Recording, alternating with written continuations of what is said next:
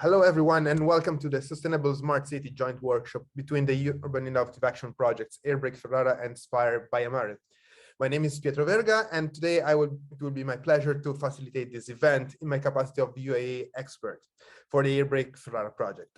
And this event is aiming to bring together the knowledge generated by and develop synergies by these two UAE projects that have a lot of similarities today. So I think that we can really get into our project and we can officially start. But before doing so, I would like to play a little ice-breaking game with you. So please answer these questions and see who is representing the audience. Please, can you confirm that you're seeing the survey?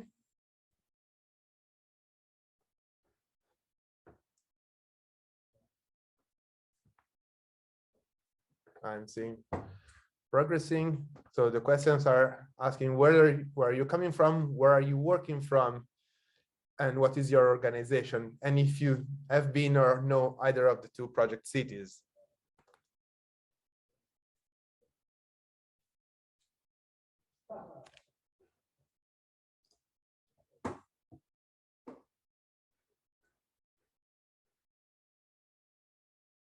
All right, yeah. 21 have replied out of 39 participants. We expect the audience to grow very much today. And it would be nice to understand where do we all come from. So let's give another 30 seconds to answer to this survey. And then we can move to the next session. 58% of the participants have replied.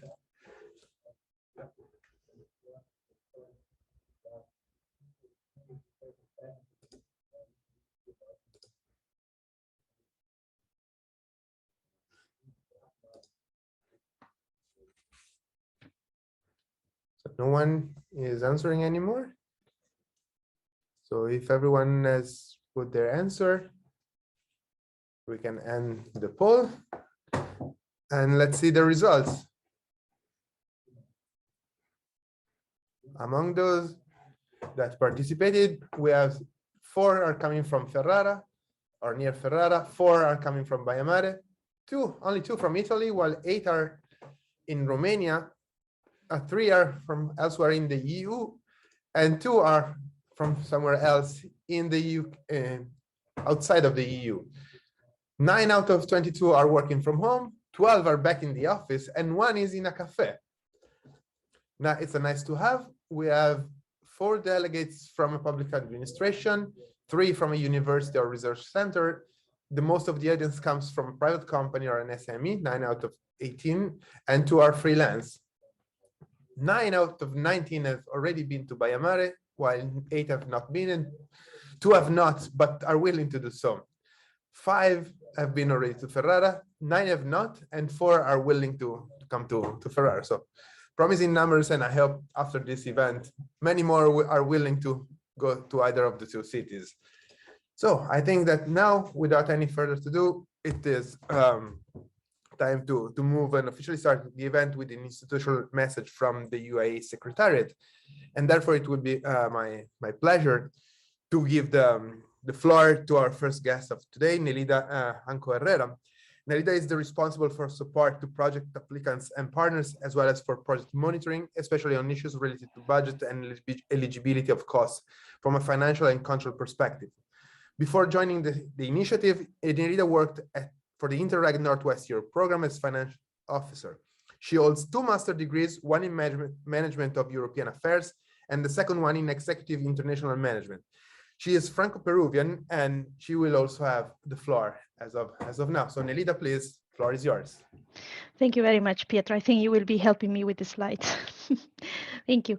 Good morning, everyone. Thank you for joining us today as we are exploring these important topics about sustainable smart city, nature, and community technology workshop. I'm really happy to open this event because I feel that these projects SPIRE from Baia Mare and Airbreak from Ferrara municipalities deserve important attention. The workshop is intended as an opportunity for UIA community to learn more about these projects around the topics of nature-based solutions, approaches for participatory environmental monitoring, and gamification and behavioral change. So to meet as well current members of the organizations working behind and help us reach out to others who might be interested in these topics. Thank you very much again, once again, for your presence today. So I will really start now to present you the UIA as an instrument of of the European Commission. So the UIA was created as an initiative of the European Commission by the DG Regio to really identify and test new solutions which can address issues related to sustainable urban development and that are of relevance of the union level, to share as well knowledge with other urban authorities across Europe around different common challenges. And thematically, these were aligned with the topics of the EU urban agenda. The UIA supports sustainable, scalable, transferable innovations in cities through the different calls for proposals we had in the current programming period, in total 5. We focused on 14 topics of the EU urban agenda. And what we offered to cities was to test their new bold ideas was a maximum funding of 5 million euro ERDF for a project with a design funding mechanism that can allow them to implement from the very first day of the eligibility period. For this, we gave them an advance payment of 50% of the project budget. So the project had in total 3 years of implementation plus a year of knowledge transfer or capturing, capitalizing. And in total, we had in the current programming period 1,165 project proposals submitted from or coming from 25 member states and the UK, I think, together. Out of these, 86 projects were approved from 19 member states and the UK.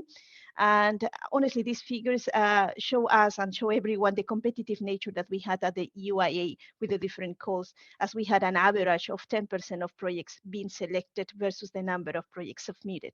So it was really a competitive process, and feel proud of yourselves, guys, that you really were funded by UIA.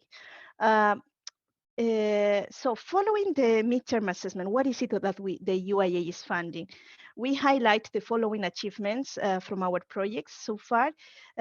We find a diversity of innovations that cover service innovations, use technology, social, financial governance, etc.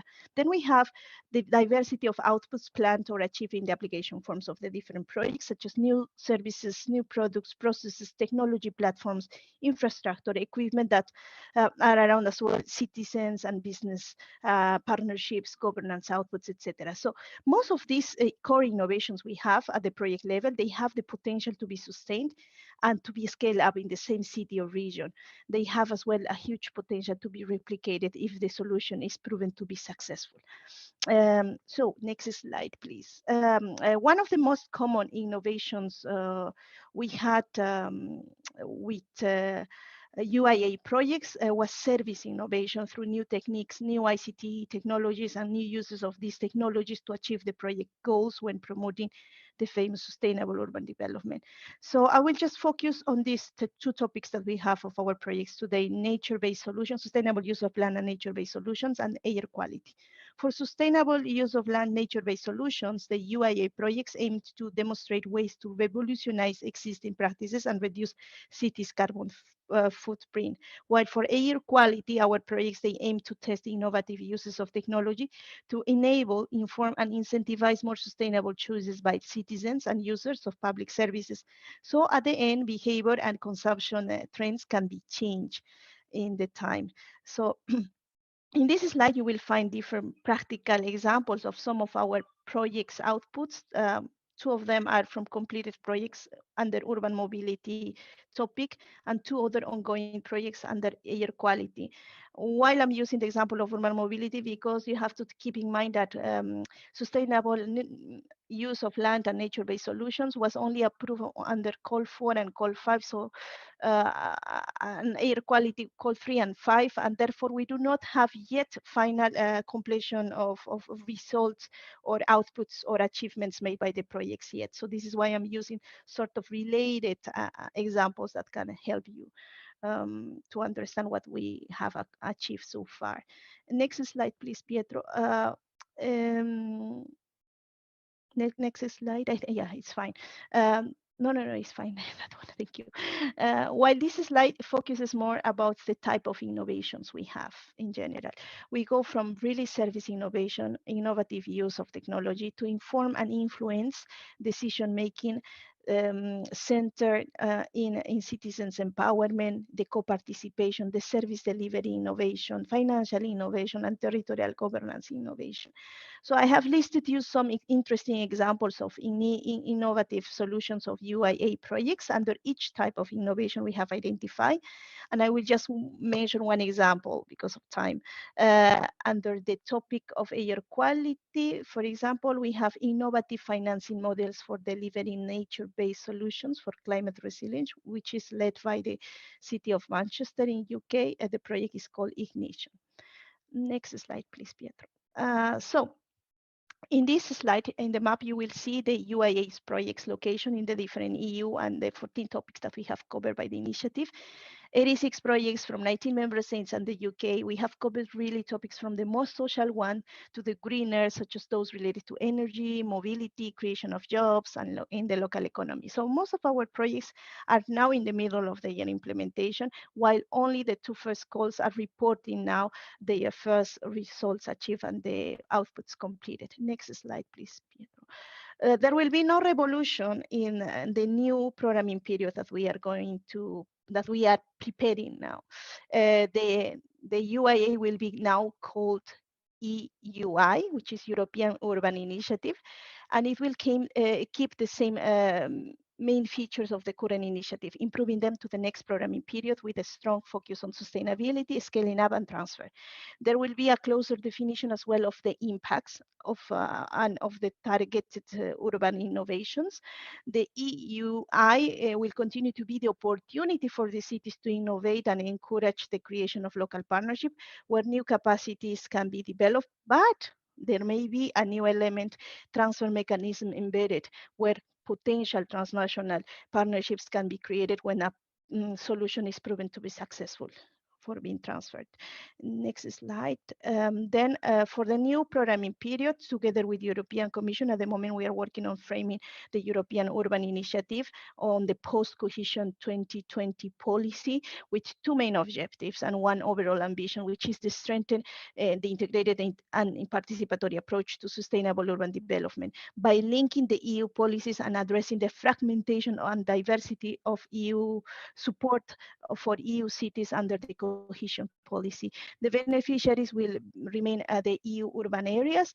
We will have to define strands of activities, innovative actions as strand A, and which will be what we do in UIA at the moment. And then we will have the strand B, which will focus rather on capacity building and knowledge exchange. So all this within the EU Green Deal as an overarching strategic framework from 2021 to 2027, with the new thematic structure of cohesion policy with 5 policy objectives, again, for Europe. Make Europe, first of all, smarter, greener, connected, social, and closer to citizens. Next slide. Following the call for expression of interest in 2021, the region of Hauts-de-France has been selected as interested entity for the EUI. And at the moment, we are really working on contractual matters, setting up the framework and developing the systems and guidances for the new initiative and the applicants and projects, etc. So the first UIA call for proposals will be happening towards the end of the year, this year. And ideally, we should be communicating the topics of the first call end June, beginning July. Well, we are really trying to do our best to keep that timeline. Regarding the next opportunities, that was a question raised by Pietro when he asked me to do this presentation. Which will be the next opportunities in light of the EUI for these two projects, for example, for SPIRE and AirBrake, and for projects under the topics of air quality and sustainable use of land and nature-based solutions. So I have really checked on which could be the potential opportunities for you guys. So then sustainable use of land, nature-based solutions, and air quality are topics relevant to the second objective of the cohesion policy for the 2021-2027 period, where a greener, carbon-free Europe implementing the Paris Agreement and investing in energy transition, renewables, and the fight against climate change is going to be the main focus. So this is an encouraging indication for us, for the potential of scaling up and replicability of these UIA projects within these cohesion policy programs. And also this creates some bridges or complementarities between UIA projects, what we currently have, and the other potential financing instruments under cohesion policy, with like the Life Plus experiences, because Life Plus brings as well a specific objective covering this objective 2 of the cohesion policy, due to the convergence of and complementarities of these programs, which is based on testing pilots targeting green transitions. Final words, thank you very much for your attention. And if you have any request, clarification, sort of information, please do not hesitate. I have listed you in the slides examples and ideas, or even titles or names of projects that you could try to reach out if you want to get more inspiration, and as well, or get to be informed about what they do. And if you are willing to prepare and apply for the next first call that we will have under the new instrument EUI, please feel welcome to contact us to the Secretariat through those email addresses. Thank you very much. Thank you very much, Nelida, for your message, for your insight. And let me say that it's really great added value for all UA projects and cities to be able to count on such great and supportive team as Secretariat, and especially on having you on our side. It's really an added value. And now, so let me give an overview on what will be today's agenda. So as I say, we broke the ice and we had an institutional welcome from Nelida. And now we are going to have the first of the morning will be dedicated to an introduction of the two cities and an overview of the challenges and objectives of each project. And this will be a public session. And in the afternoon, we are going to have two other sessions. The first one will be public as well, while the second will be reserved and to only to the project. The first part of the afternoon will open with three keynote presentations by our distinguished guests. There will be Andy Cundy from the University of Southampton, Luis Francis from Mapping for Change, and last but not least, Enrique Perez from Civic Playgrounds. And after their inspiring keynotes, we will split into three thematic breakout rooms, one on nature-based solutions, one on participatory monitoring, and one on gamification and behavioral change, where we'll have two deep dives into the specific components of each of the two projects. While in the second part of the afternoon, only the members of the project and the keynote speakers will be allowed to stay. And there will be an interactive networking session between the two projects within the same breakout rooms. So now I think it's now time to get to know each other a bit better and to have a roundtable of introduction. So I would invite all the representatives from AirBrake and SPIRE projects to turn their cameras on, and to briefly introduce themselves, one person per partner. So please introduce yourself and your organization in 30 seconds. I would say we start from Municipality of Ferrara, then we move to Municipality of Baia Mare, and we go back and forth, one from one project. So I believe it's Alessandro that Balboni introducing. Good morning. Ferrara. Can you hear me? Can you see me? Hello? Hello, yes, we do. Hello? Yeah. We hear you. Good morning, everyone. I am Alessandro Barboni, Counselor for Environmental and European Policies for the Municipality of Ferrara. So today I have the pleasure of introducing you the partnership that composes the AirBrake project, which we call the Alliance for Air. And I have this pleasure because the Municipality of Ferrara is the lead partner of this important and innovative project. So we will have the opportunity to deepen and present it in detail during this day or project. The strategies aimed at reducing air pollution in the city are varied and divided in hard interventions and soft interventions, but the common thread is the high quality and competence of the partners. So in addition of the municipality of Ferrara, the partnership is composed by the two universities, which are University of Ferrara and Polytechnic of Milan, and one public agency, which is CIPRO, the Ferrara Development Agency, two private organizations that are ERA, SPA, and Data Group Public Services. One is a small medium enterprise, which is a Lab Service Analytica, and one research institution, which is Bruno Kessler Foundation.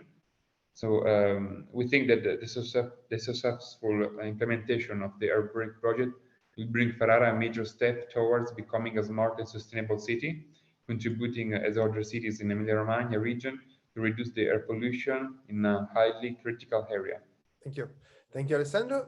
Thank you for introduction and also for giving an overview on all the partnership. I would just leave it now to Baia Mare for their introduction. So I think it's Gabriel Triff who will say 2 words. Hello, everybody. Nice to see you. So many people joining to this session. I'm representing the municipality of Baia Mare in the SPIRE project. You know, SPIRE, it's about changing some fields, some polluted fields in Baia Mare into good green fields that are meant to be used by the community. We will learn more about this in these activities today. And I'm the technical manager in SPIRE project. Today I'm speaking in behalf of Mr. Dorin Miclăuș, who's the leader of the project here. He's the project leader. And also in behalf of Mariana Popescu, who's my colleague, but she doesn't have a microphone today. So later on today, maybe the vice mayor will also join us, maybe in 15-20 minutes. I just spoke to him, so I just want to say hello to everybody, and I'm looking forward to the activities today. Thank you very much, Gabriel. So I think we can move to the University of Ferrara, to the Polytechnic of Milan. I think that I see for sure Polytechnic of Milan. So Eugenio and Farah, if you want to introduce your team. Hi Pietro, hi everyone. This is Eugenio from Politecnico di Milano. I am part of the Department of Architecture and Urban Studies and Urban Simulation Laboratory here at Polymi, and I'm working mostly on sustainable urban planning and design with a specific focus on climate change adaptation and environmental quality, and all the co-creation and governance issues related to those topics. And with me, Dr. Farah Makki. Maybe you want to introduce. Good morning, everyone. It's a pleasure to be here, and it's also great to find a lot of people around this table. So yes, I'm in the team of Eugenio, and I'm a research fellow in the lab. So I joined the laboratory for supporting the Airbrake project, and I mainly focus on design facilitation for participatory processes. So I'm dealing with all the co-creation aspects that are brought into the project to support environmental sustainability. So we've been through the Airbrake, working on different levels, from how to process the complexity of a challenge such as air quality to the culture of the city and to the different layers of the society. So engaging different actors and their different citizenship roles. And to highlight what also Alessandro Balboni, Assessori, has been saying, to build an alliance for the air and also to mainstream the topic across new special mediums that we are using and events. We will be seeing some in the at a later stage the presentation of the center that we have installed at this purpose, and the events that we were also holding to mainstream that, and of course the co-design of solutions that are brought into the project. And indeed, thank you very much, Farah. And she didn't tell you, but I will tell you, she is such an expert in facilitation that she will also help me facilitating one of the 3 breakout rooms, especially that one on participatory monitoring. So thank you very much, Farah, also for getting on board and helping me in this challenge. And now we will move back to Baia Mare with Urba Sofia. So Codruț, please, can you introduce yourself? And of course, my name is Codruț Papina. I represent Urba Sofia. We are an urban planning company based in Bucharest. And within SPIRE project, we mainly deal with co-design and co-creation for the transformation of the 5 pilot sites, which I will present later in the virtual site visit. And we also will engage with local stakeholders together with the Metropolitan Agency to develop a strategy upscaling of the SPIRE experiment at a bigger scale. So basically that's it with our purpose in the project. It's nice meeting you all and looking for the following presentations. Thank you very much, Codruț. And he will also be facilitating one of the 3 breakout rooms, significantly precisely that one on nature-based solutions. So you will see also Codruț in one of the 3 breakout rooms. And now let's go back to Ferrara. I don't know if there is someone from the University of Ferrara. If not, I will give the floor to Cipro. Hello, everyone. Hi, Isabella. Yes, hello, everyone, and thank you for this very beautiful organization. I'm Serena Liso from University of Ferrara. I'm a postdoc at Department of Physics and Environmental Sciences. My supervisor is Professoressa Cherubini, and we give our contribution for reducing the air pollution in Ferrara municipality using a nature-based solution that we will explain well in the afternoon session. And we are studying the best content of water within the soil in order to allow trees to grow up faster and in a good status. Thank you. Thank you very much, Serena. And now let's move back to Baia Mare with Ares Transylvania. I believe it's going to be Andra to introduce. Yes, hello everybody, bună dimineața, ciao a tutti, buenos dias, and so on. Very nice to have this jumping back and forward. My name is Andra Tănase. I represent here Ares Transylvania. In this project, we mainly have responsibilities regarding communication, but as an IT cluster and a digital innovation hub, we are very much welcoming and trying to contribute to this project, not only through the communication activities, but also working together with the different stakeholders in creating a momentum and a connection for a really concerted effort in the direction of nature-based solution and complex ecosystemic interventions. In our organization and in our digital innovation hub, of course, we support the member companies and in their participation more and more and collaboration with municipalities. So this is also something that we do within this project.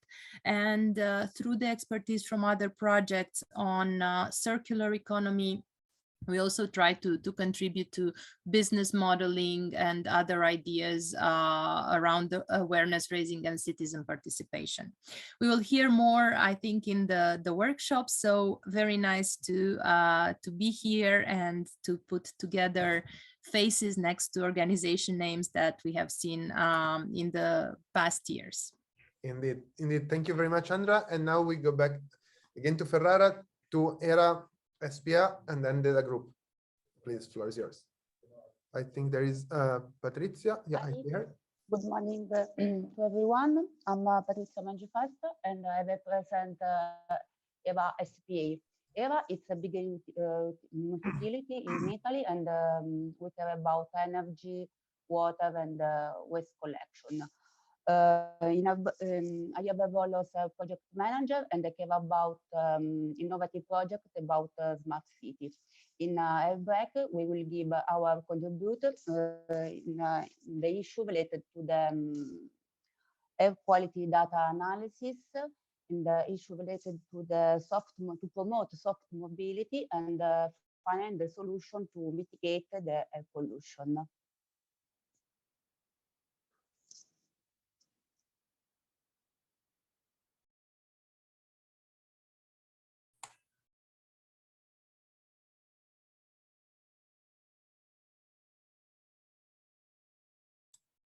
Pietro, we cannot hear you. Oh, sorry, beginner's mistake. I was saying Pier Giorgio. Thank you very much, Patrizia. And Pier Giorgio, if you want to introduce yourself and okay, thanks, Pietro. My name is Pier Giorgio Cipriano from Data Group Public Services. Data Group Public Services is a large ICT company. We are located in different cities in Italy.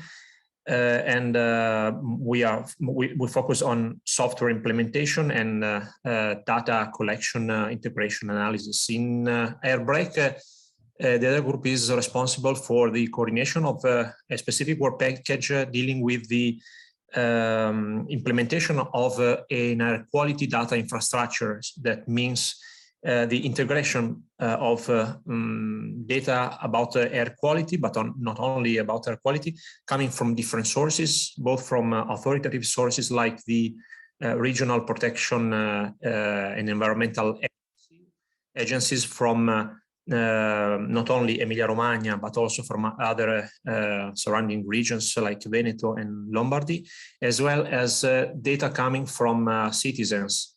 Indeed, part of the work that we are working on together with the Politecnico di Milano in particular, but also with other partners, is the involvement of students of secondary schools and citizens in the build-up of low-cost sensors and that will be installed in the upcoming months in order to increase the number of points for measuring the air quality in Ferrara. Thanks. Thank you very much, Pier Giorgio. And now again to Baia Mare for USMV Cluj-Napoca, the university. Please, Anka. Yes, hello to everyone. We are from University of Agricultural Sciences and Veterinary Medicine from Cluj-Napoca.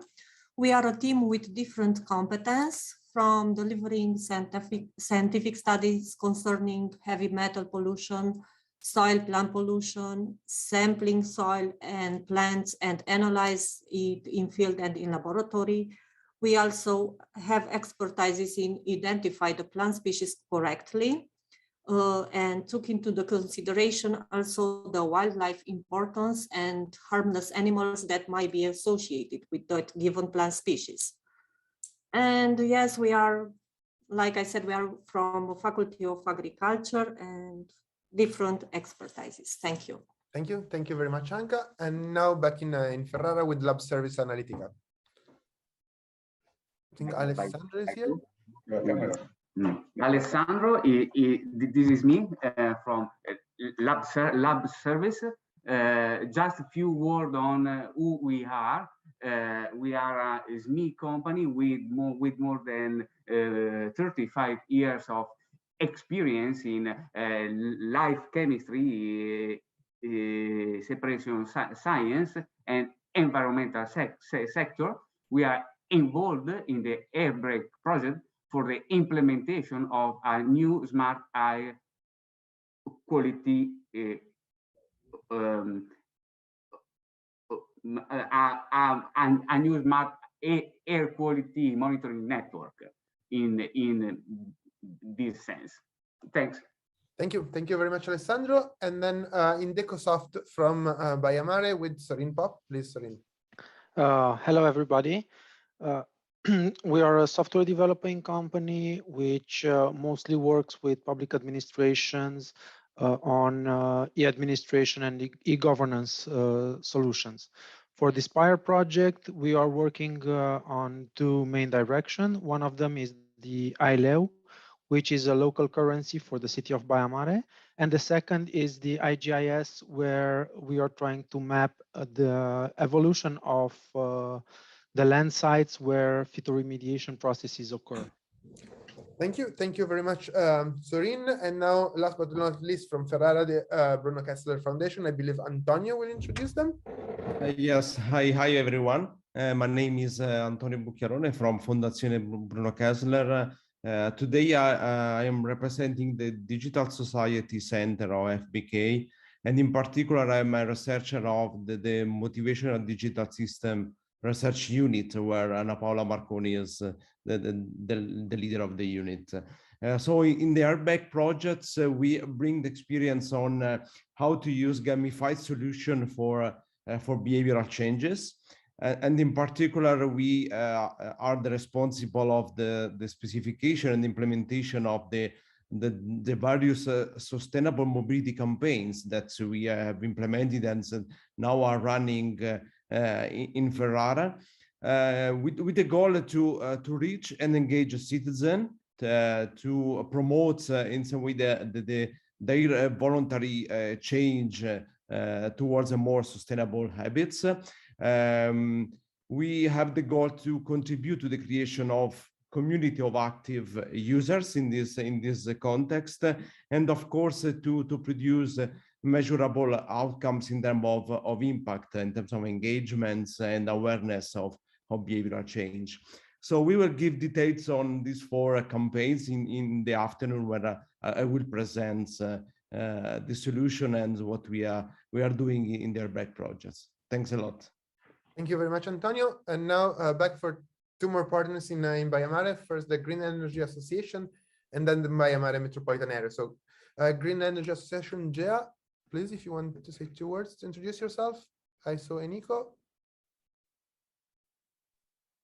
Hello, everyone. My name is Mátyus Enikő. I'm working for the Green Energy Biomass Cluster, located in Romania, with an activity of more of 10 years, trying to develop the value chain of the biomass, and also working on sustainable communities. Within this project, we are trying to attract the talent community with good ideas in order to valorize the biomass resulted from the project activity, phytoremediation, and also to implement this small-scale biomass-based heating systems in Baia Mare. Thank you. Perfect. Thank you very much, Nico. And now I would say, Sorry, Pietro, can I suppose that we missed the CPRO from Ferrara, but I can present at the end. Yes, you can introduce yourself right now. And Anna, then yes, I'm Anna Alessio. Can I? Yeah, please, go ahead. Okay, thank you. Yes, I'm Anna Alessio from SPIRE, which is the development agency of Ferrara and its territory. And in the Airbrake project, we are responsible for the clean commuting and integrated urban planning activities. And the objectives are the analysis of the commuting patterns in the urban area, and then the development and the test of clean commuting solutions based on the previous analysis that we had in this last year. Thank you. Thank you very much, Anna. And now, last but not least, from the Baia Mare Metropolitan Area, Ananta Fabian. Hi everyone. My name is Ananta Ardelean. I represent the Baia Mare Metropolitan Area Association. We have the headquarters in Baia Mare, but we are formed as an association of 17 territorial administrative units, 17 city halls. This is great for us that we can make the master plan in the SPIRE project, containing steps and results achieved through the project, and hopefully we can replicate them at the larger scale at the metropolitan area, and why not a national level area.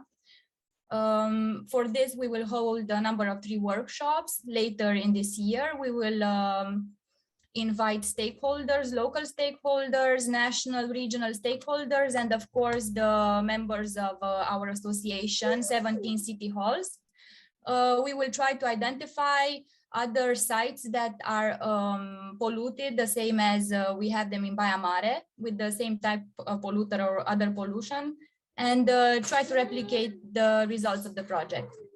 Thank you. Thank you very much, Ananta. And thank you very much, everyone. It's very pleasant and fantastic to actually be able to see everyone, all the members of all the partners, and it's nice to introduce each other. And now we're about to have a virtual site visit to Ferrara and Baia Mare. Unfortunately, we cannot be there and take a walk in our beautiful project cities, but we can do our best with the digital technologies. But before doing that, I want to run another quiz and see how much we actually know about the two cities and the two projects. So we can now start the quiz, and I will launch it. So please answer your questions.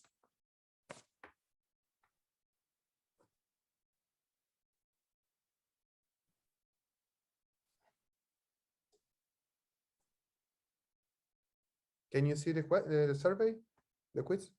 Yes. Yes.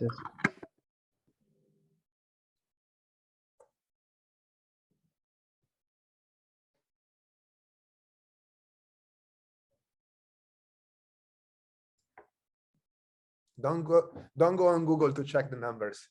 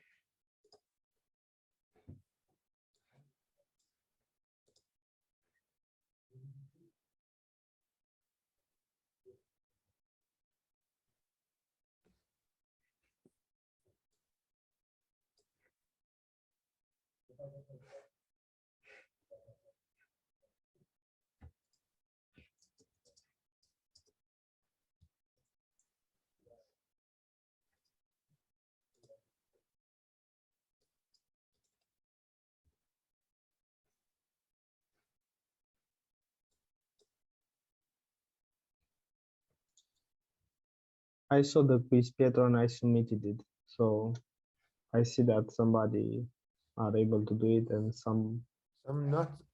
Some not. Fortunate. Oh yes, I'm afraid, because if you're connected from the web, I'm afraid it's not possible, or if you're using an old version of Zoom. So I think it's just a matter of the technology. So let's say we have 20 more seconds and then we end the poll. We have 21 participants that replied. So here are the last 5 seconds to add your your answers, and let's see the results of the poll. So we have, can you see the results? Yes, Good. we can. So we have only 36% guessed, 8 participants guessed the right population in Ferrara, which is 132,032 inhabitants. We have 67%, so 14 out of 21 guessed the right population in Baia Mare, 137,334. And the correct answer for what are the main polluting sources in Ferrara was gas emissions, and the 82% of you guessed it right. Thank you very much, well done. As well as for 81% guessed correctly that heavy metals are the main source of pollutant in Baia Mare. Then the correct answers are for the first question. To the first question, air brake will reduce air pollution by 25%, and I see that 68% of you guessed it correctly. SPIRE Baia Mare will reclaim more than 7 hectares inland, and everyone guessed this correctly. Everyone also guessed that Baia Mare citizens will be rewarded with digital tokens, and that Ferrara citizens will participate in air quality measures. So congratulations, you all are quite aware and acquainted with the project. So thank you very much for playing to these little games, and now it's time to virtually travel, and let's fly to Ferrara for the first site visit. So please, I will stop sharing my screen and leave the floor to you for your site visit. Ferrara, floor is yours. Okay, thank you, Pietro. I'll try to make this site visit. I prepared a slideshow as a video. I hope it works. If it's, let's say, if it's blurred or uninterrupted, I can move to a slideshow. But let's try for now. So you see my screen? Yes, we can see. Yes. Okay, great. So let's start. I will use these slides just to introduce a project, Airbrake, which started in July 2020. So we are half the way. This is the big partnership we have. And I start with a video just presenting the beauty of Ferrara. As we said, it's a town in the Po Valley, close to the Po, historical town, which has a very high actually quality of life. And it's also well known to be also a cycling city, actually the city in Italy that use bikes as the most. And it's also a university city with a very large historical center with a lot of pedestrian areas. And as you can see from the images, it also has a quite rich green spots in town. So this is just to give you a sense about the quality and the beauty of this place, which is also characterized by the walls, as you see here from the images. So I will give you just a short introduction. So beside this beauty of the town of Ferrara, we said it's also located, if we zoom out, in the Po Valley, which is has some issues related to air quality.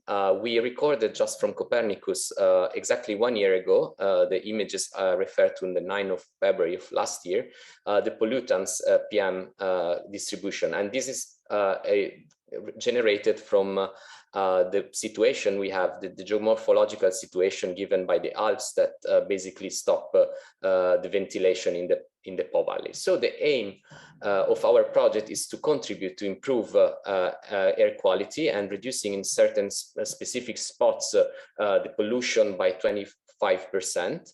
How we do that? We try to integrate, to create a complex system to tackle this issue. And we show here a number of solutions that we put in place, distribute in the city, a number of actions that try to address the main axis of entrance in the city of Ferrara, and how we can really make sure that people get involved in these different ways. So we are trying to also create this air alliance, as Alessandro Balboni was saying, and we act in different ways. We disseminate sensors to citizens, and in particular, we work with schools so that they can adopt sensors. We also distribute a monitoring network in town. This is already in place, as you can see from the images, and this creates a sort of parallel network that will be top down, let's say, collecting data, but also get the input from co-monitoring by citizens. For instance, we work on air quality in a very multisensory way, not only air quality indicators, but also, as you can see, smell.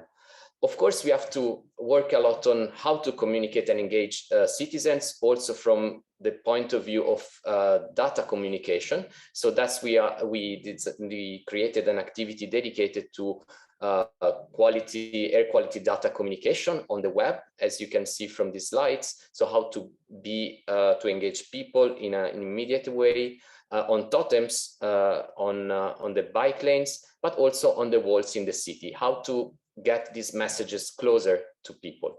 Of course, then we have also other types of actions that are tangible actions, construction work like the smart bike lane, which implements a lot of innovative technologies in a central pathway in the city. And this will have materials and sensors that will be also monitored over time. Then we also implement number of smart hubs, 4 in particular, that are distributed in relevant biking nodes in the city. They will incorporate a number of facilities and services, from air quality monitoring to electric vehicle, bike and other sustainable means of transport chargers, and other services that are different depending on the location, and this is also a result of co-creation.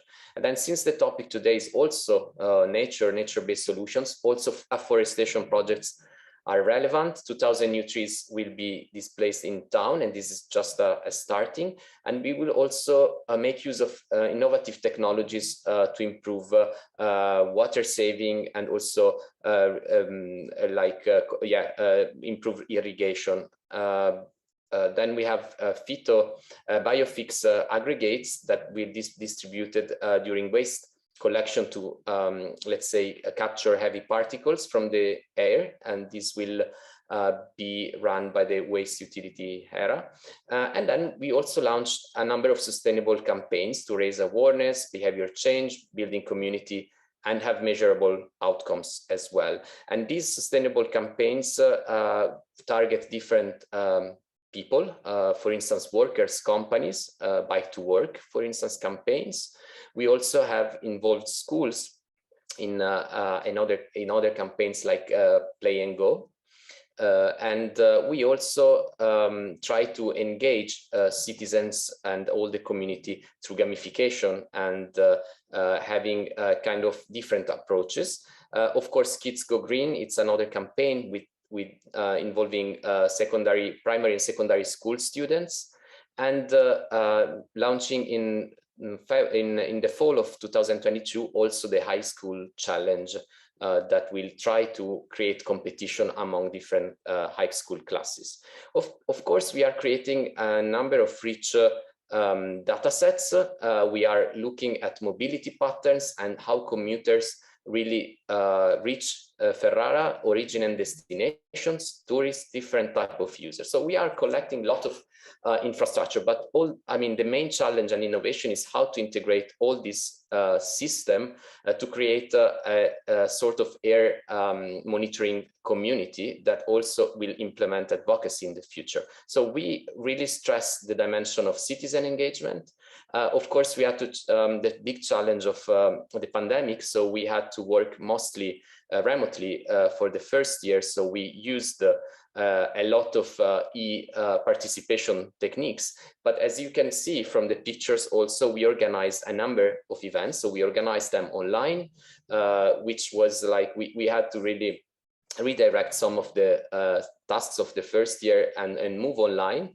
But the digital board also allowed a big involvement of different actors, so in a synchronous and asynchronous participation way. And also this collective intelligence was used to create a big event that we organized in presence, 100% in presence, in the fall of 2021, which was the Air Festival, Festa dell'Aria. And this was the result really of a big involvement of different players and actors in the municipality of Ferrara. So this really consolidated our, let's say, community sense of community and alliance in the city. Let's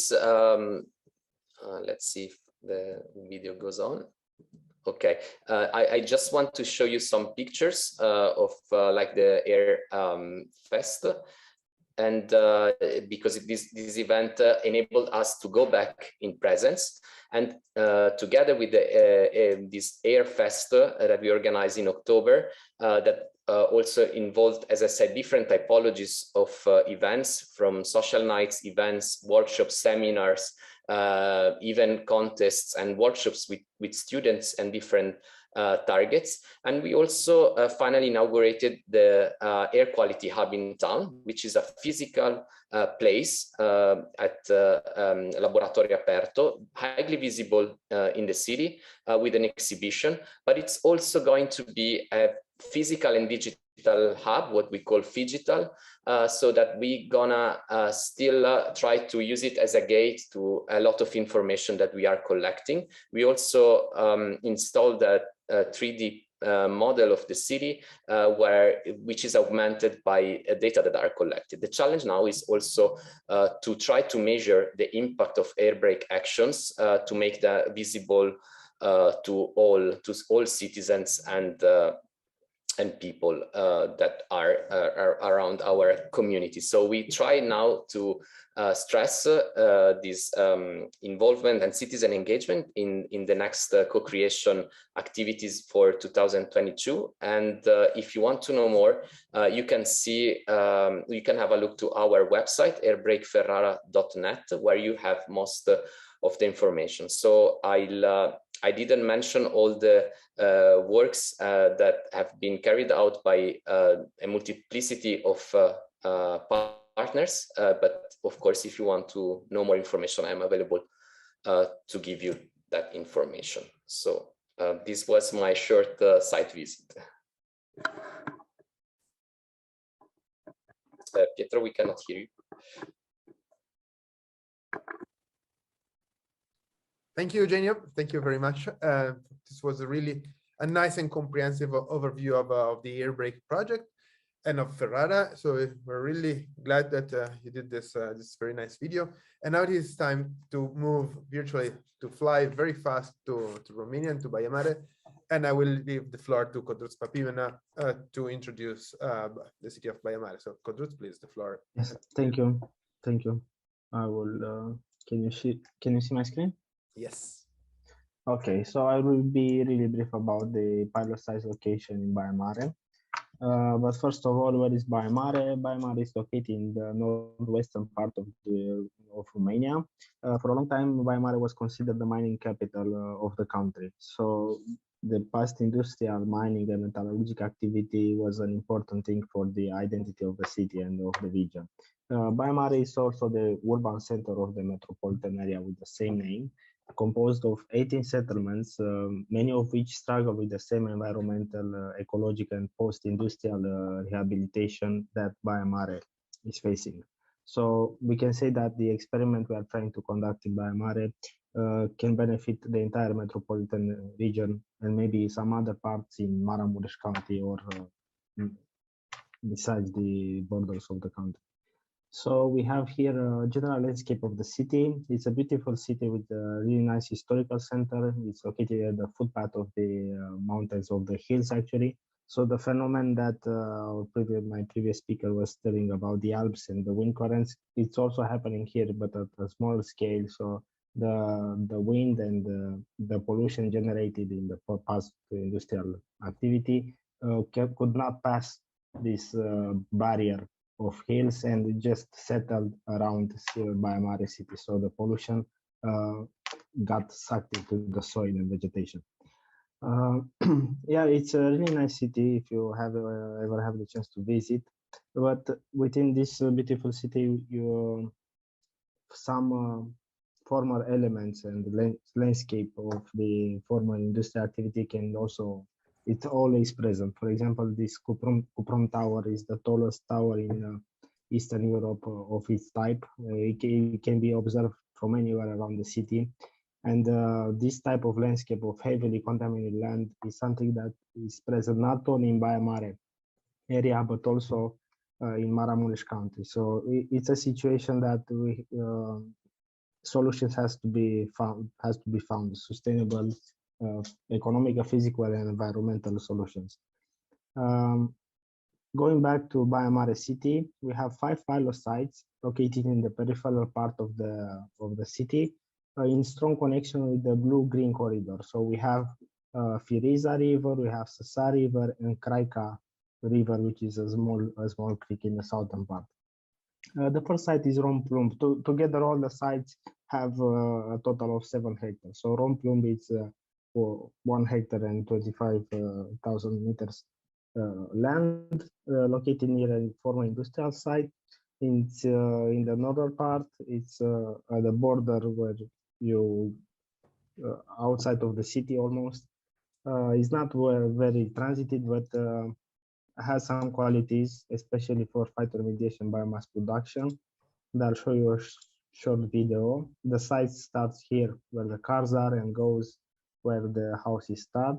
We have a deep slope here towards the river, but we still have a pretty flat surface of land which we can plant. So this is before and after interventions. The preparation work on the sites was not so difficult as other sites. For example, we have Ferneziu, which is located near nearby school, Nicolae Bălcescu. It's a strip of land going from the school towards the south of the site. And as you can see, the site here before intervention was full of invasive vegetation, debris, and concrete under the first layer of soil. So preparation work was really something difficult and a major challenge. This is before and this is after. The site was cleaned pretty well, and we hope that invasive vegetation will not resurface. More about planting, my colleague in the deep dive, my colleague Anga Plesha and Ana Maria will talk about. The third one is Colonia Topitorilor, which is a really valuable site from the point of view of users, being a site in a more central neighborhood of Baia Mare. It can be transformed in a really valuable ecologic public space for the occasional use of the local residents. It has very valuable existing vegetation that we want to keep, but yet again, we faced invasive vegetation and various debris. Then we have before and after. Here are some images from a workshop we had with local students. Urbis, the fourth site. It's in a more central part of the city, but it's not so easy accessible. We have one entry point here near the bridge and another entry point here near this bus depot. So yet again, the situation here was really difficult concerning invasive vegetation. As you can see, it's covered in invasive vegetation called Urișca, which in Romanian is called Urișca. I don't know the Latin name, but maybe Anca can help me with that. Nutria japonica. Nutria japonica, thank you. So just to show you a representative picture, it was so full of this plant that you could not enter at first, but now it's cleaned and it's prepared for solids to grow. Then the final site, Craica. It's in the southern part of the city. It's bounded by a railway line, a former railway line, which does not work at the moment, and a small creek. It has some really interesting natural ambience and landscape. The site starts here where there is this telegraph pole and goes until the road. It's not really visible from the drone, but the morphology of terrain has a series of slopes that creates a really nice landscape when you are there inside. Some pictures before and after land preparation. Here, the main challenge was debris, a lot of debris that has to be cleaned. And finally, here is the SPIRE Hub and Makerspace, which is now operational. We had to rehabilitate an historic building, which is this one, the green one. And I can show you some pictures with the ground floor, the first floor, where is located the SPIRE Hub. And upstairs, we have a makerspace, 3D printers, laser cutting machines. I can show you some video really short. All kinds of equipment for local communities to use and for startups. That is a component of the project. You will find more about that in the project page. So that's it from me. Thank you for listening. Thank you. Thank you very much, Kadruz. And it was also a very nice overview in of the city of Baia Mare.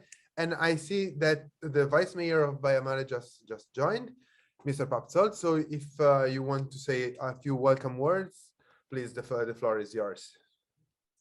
Hello, everybody.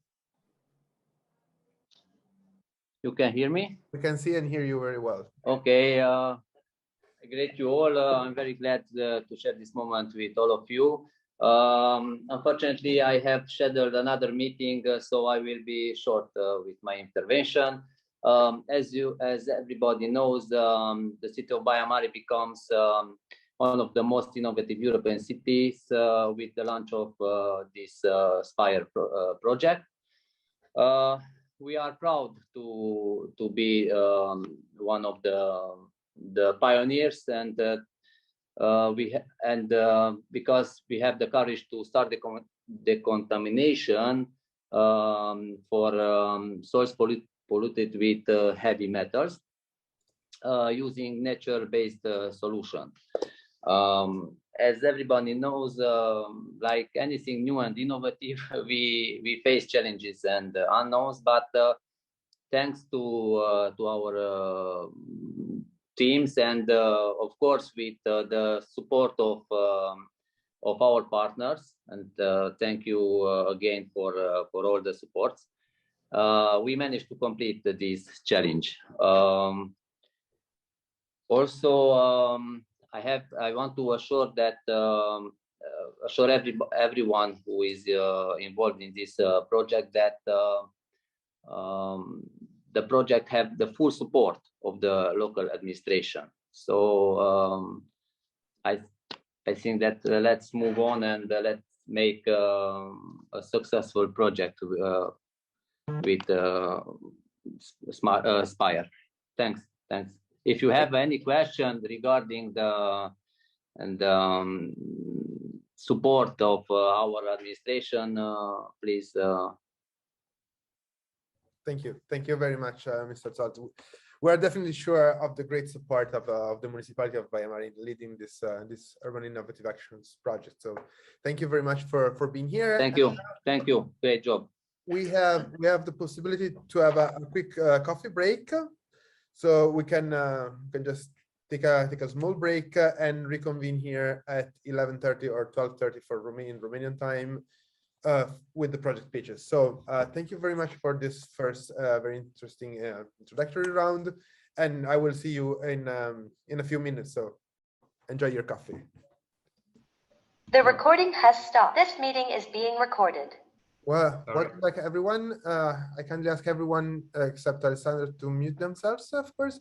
And now it's the time to go a bit deeper into the projects, to have a general overview of what Airbreak and SPIRE are doing, what are their city challenges, what are their objectives, and what are the solutions that they propose with these urban innovative actions to solve their main challenges.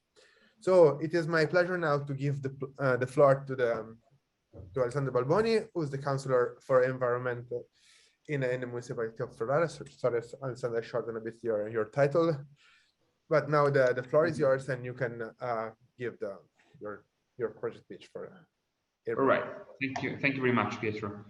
Can you see the pitch, the presentation? Yes. Okay, very nice. Thank you very much. So I want to show an overview of our project Airbreak and deepen some details that make this project really innovative and bottom up in this side of view, the solutions for the air pollutants that are a big problem in our city. So doesn't move. Okay, right. So the project started in the summer of 2020, and it's going to end in the first month of summer in 2023. It's a total contribution from the program UIA of 5 million euros, financed for the 80%, and the partnership that we already presented before is composed by both public agencies or universities and private organizations, or enterprises. And the challenge is to improve the air quality in our city and to fight in an active way the pollutants in Ferrara. And so we want to reduce by 25% the amount of pollutants in the air, and we want to do that in mostly two ways. One is with infrastructural interventions, and another one is with the soft measures. So we have decided to candidate a program focused on the air quality because we have high cancer mortality in our city and many health issues. So we have to act now and fast to improve the environmental quality of Ferrara.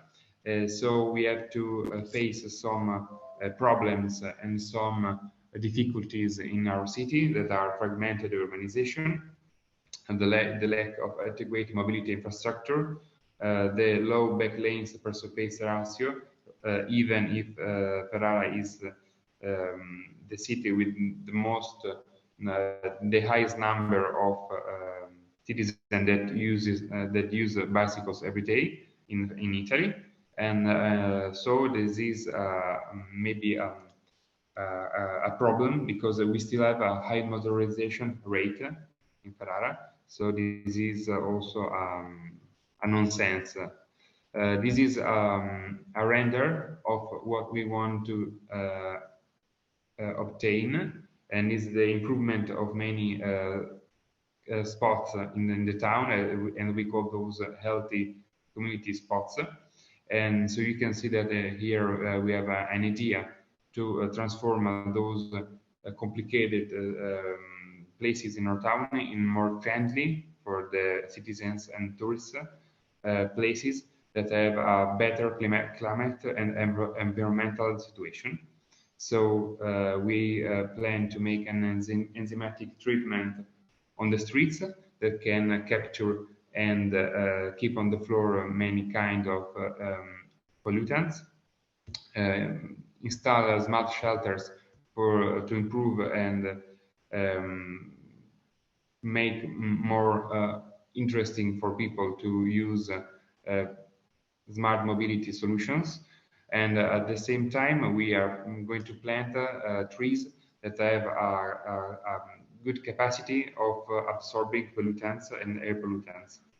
At the same time, we want to put down bicycle lanes built in a smart way, consisting in both the materials that are composed of and the sensor and the activity, the smart activity that are involved. So we want to reach this aim with a bottom-up approach, and we think that Airbreak isn't a project that proposes a revolutionary idea or breaking the situation idea, but it is about implementing and make a web among our partners to improve and to make a system of all the single small ideas that can improve our environment. So we are going to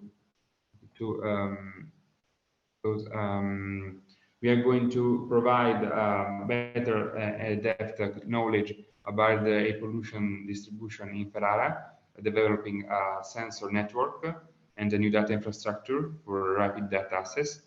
And will also be useful not just for the citizens to know better the city and the air situation, the air quality situation, but also for the administration to plan specific intervention and have a general overview. We are still providing innovative models to incentivize clean community and soft mobility, this to lower the emissions. So we will depth this point later. Sorry, I have some problem with the slide. Sorry.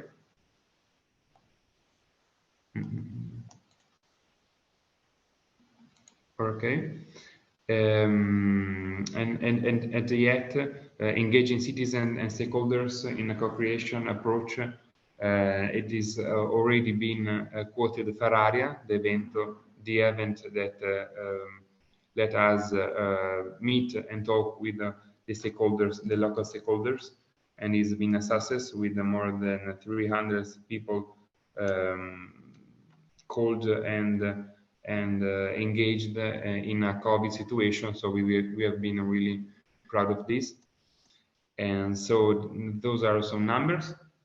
We are going to make use of 14 sensors to monitor the air quality. And in the monitoring phase, there are going to be 500 citizens involved. And we want to reduce the 10% of air pollutants in relation with community analysis, and the 20% about the PM10. It is a particular kind of particles that are really dangerous for our health. And yet we planned to plant a large amount of species of trees that are really useful at absorbing air pollutants, and we estimated the more the 40,000 kilos are going to be absorbed each year. So right now, we already implemented the engagement of the citizens and the stakeholders, as said before, and started the air quality monitoring network.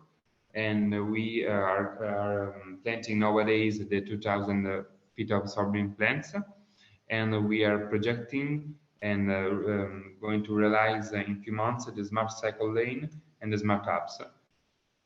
Smart apps intended to improve the sustainable mobility of the city. We had a meeting in our living lab in Ferrara in X Theater. So we had the Airbrake Alliance Charter, and we started this alliance engaging the citizens, but also the associations and other stakeholders in our territory. So we started focusing the theme of air quality and also co-designing the smart apps. And those air days have been really useful also to find an occasion to see each other in presence and not only behind a webcam after the COVID restrictions. And so we started to use this place to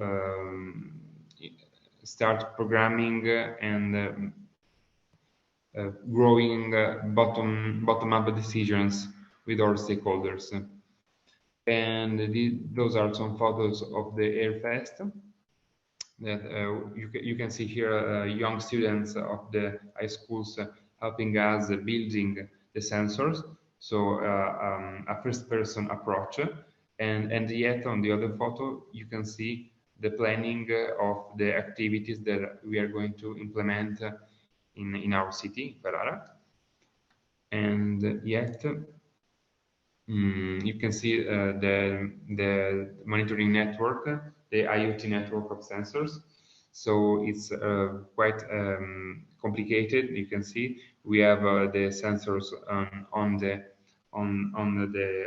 our territory, and we have a server that is makes integrated layers and uses simulation tools to understand deeply how is the air quality situation.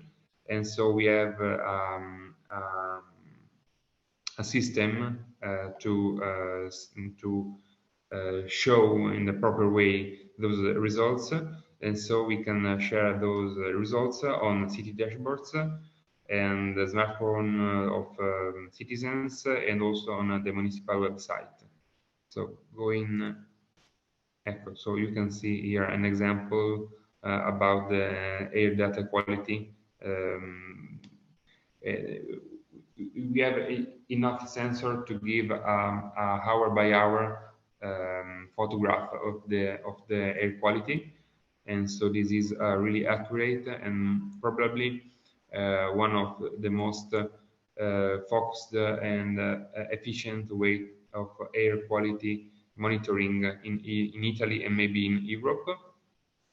So you can see a monitoring station that is being placed in near a school, and we choose to put the stations near the schools, not just because to engage and give the student the opportunity to collaborate in our project, but also because we wanted to check and control the air quality near a point of interest, a sensitive point, because of the health issues that we mentioned before.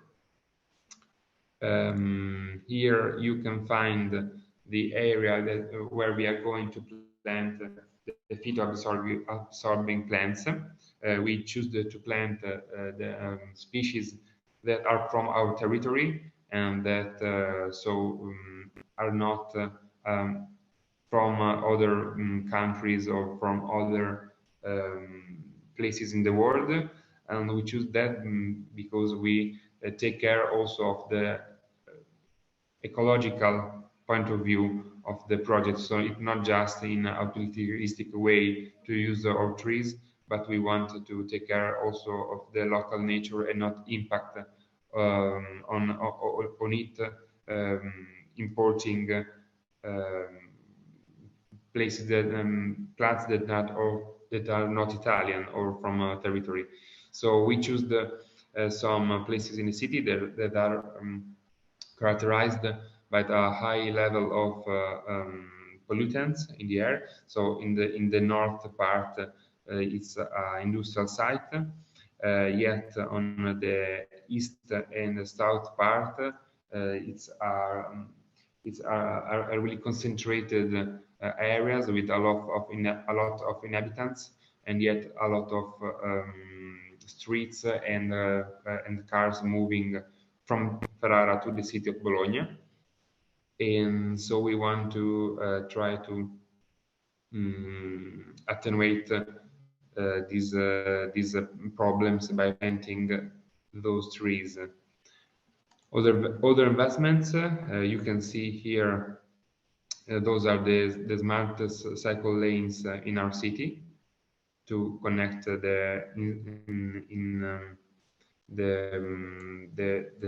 city center and the environment of the external part of Ferrara, and you can find here signed in blue the smart cycle lane that we are going to end before this summer. And it's not just a cycle lane, but it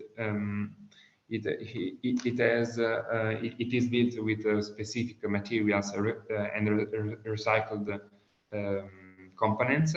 So we want to connect the city center with Technopolo, which is a part of your university where the students can where the students can meet and study in the south part of the city. And this is a place that is not really very well connected, so the students at the moment prefer to come by cars or bicycles, but yet if they use bicycle, it is a problem, because it is not just a polluted area, but as also very crowded with cars and others transport methods. And we are going to the end of the presentation. You can see here the smart hub So this is going to be a place with energy provided by glass panels, photovoltaic glass panels on the roof. And we want to place those in strategic points of the city, just to make the citizens and students easier to move in and out from Ferrara. So we want to put them close to rail station and also to the most inhabited neighborhoods of the city. So we want to make the citizens of Ferrara feel more safe and comfortable with the use of their bicycle. And because of this, we provided also charging boxes for the soft mobility and also, I think, electric bicycles. And the station is, the smart app is going to hold also surveillance cameras and a pack station and a technical box for the first time repairs for accidents or bicycle problems. So in in the current year, we are going to improve and the data analysis and smart application. It is a work package held by FBK, and we are going to this is the last year of the project, so we are going also to start thinking about how to keep this progress, this process in progress for the further years, and that's all. I hope the presentation has been clear enough.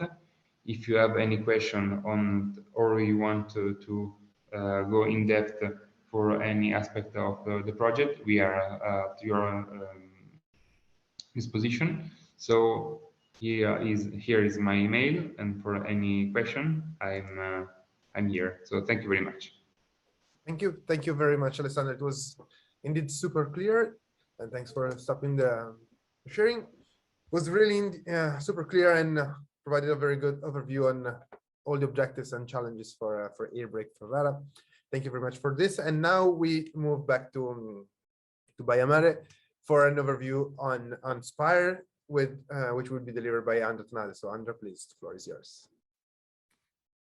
Hello, everybody, and great to have this opportunity to share. I hope that soon we will go to full screen. So now everything should be fine. And what I wanted to say is that it was really nice to have the pitch from Alessandro, and to already incited some curiosities as to how much awareness raising that was created through the sensors actually impact reducing pollution and improving air quality, because it's something that can be a very interesting connection topic.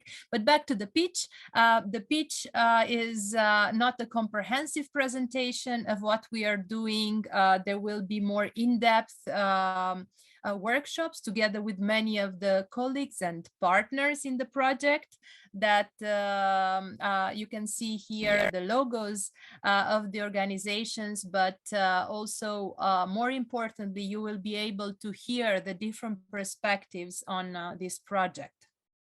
So SPIRE Baia Mare is also a multi-stakeholder partnership, the same as Airbrake, having public and private and civil society stakeholders being involved. And this is one of the main contributors to one of the key aspects of the project, which I would say is its complexity.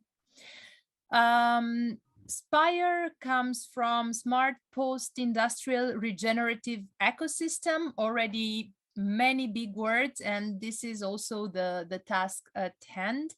And basically what the ambitions of the project is to Andra, yeah, one thing, your screen is not moving. We're still at the very first page of the slideshow. Okay. Sorry.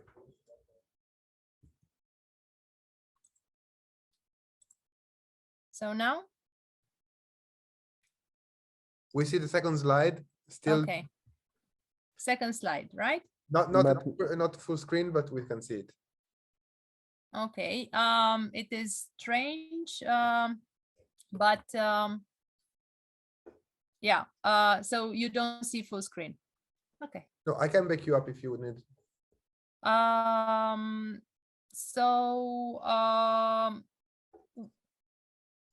Let's see if can you see now first slide?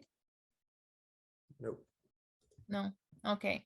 So it's probably I will have to do similarly like Alessandro presenting like this, if that's okay. Okay.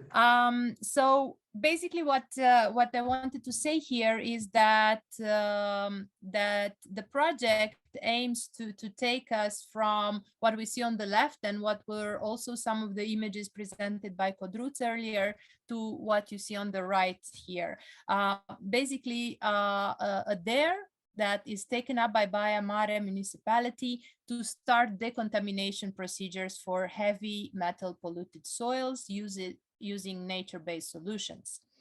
So the 8 hectares that already you saw and were presented in the virtual site visit are transformed into living labs that engage various actors from Baia Mare in various types of actions. Planting, innovative tools, entrepreneurial activities, awareness-raising activities. If we go forward and we see at a glance, we already heard that Baia Mare is in the northern part of Romania in Maramureș. Well, the population, you will see different numbers, but one key point is that it's is decreasing. So if numbers were in 140,000 now, they are lower, and there is quite a high also migration rate, and this is also important in the city dynamics. The key topics that are addressed by the project is, as we mentioned again and again, mitigating the heavy metal pollution that exists in the soil, because the region was a mining area, and not only the city, but the entire area had a lot of mine.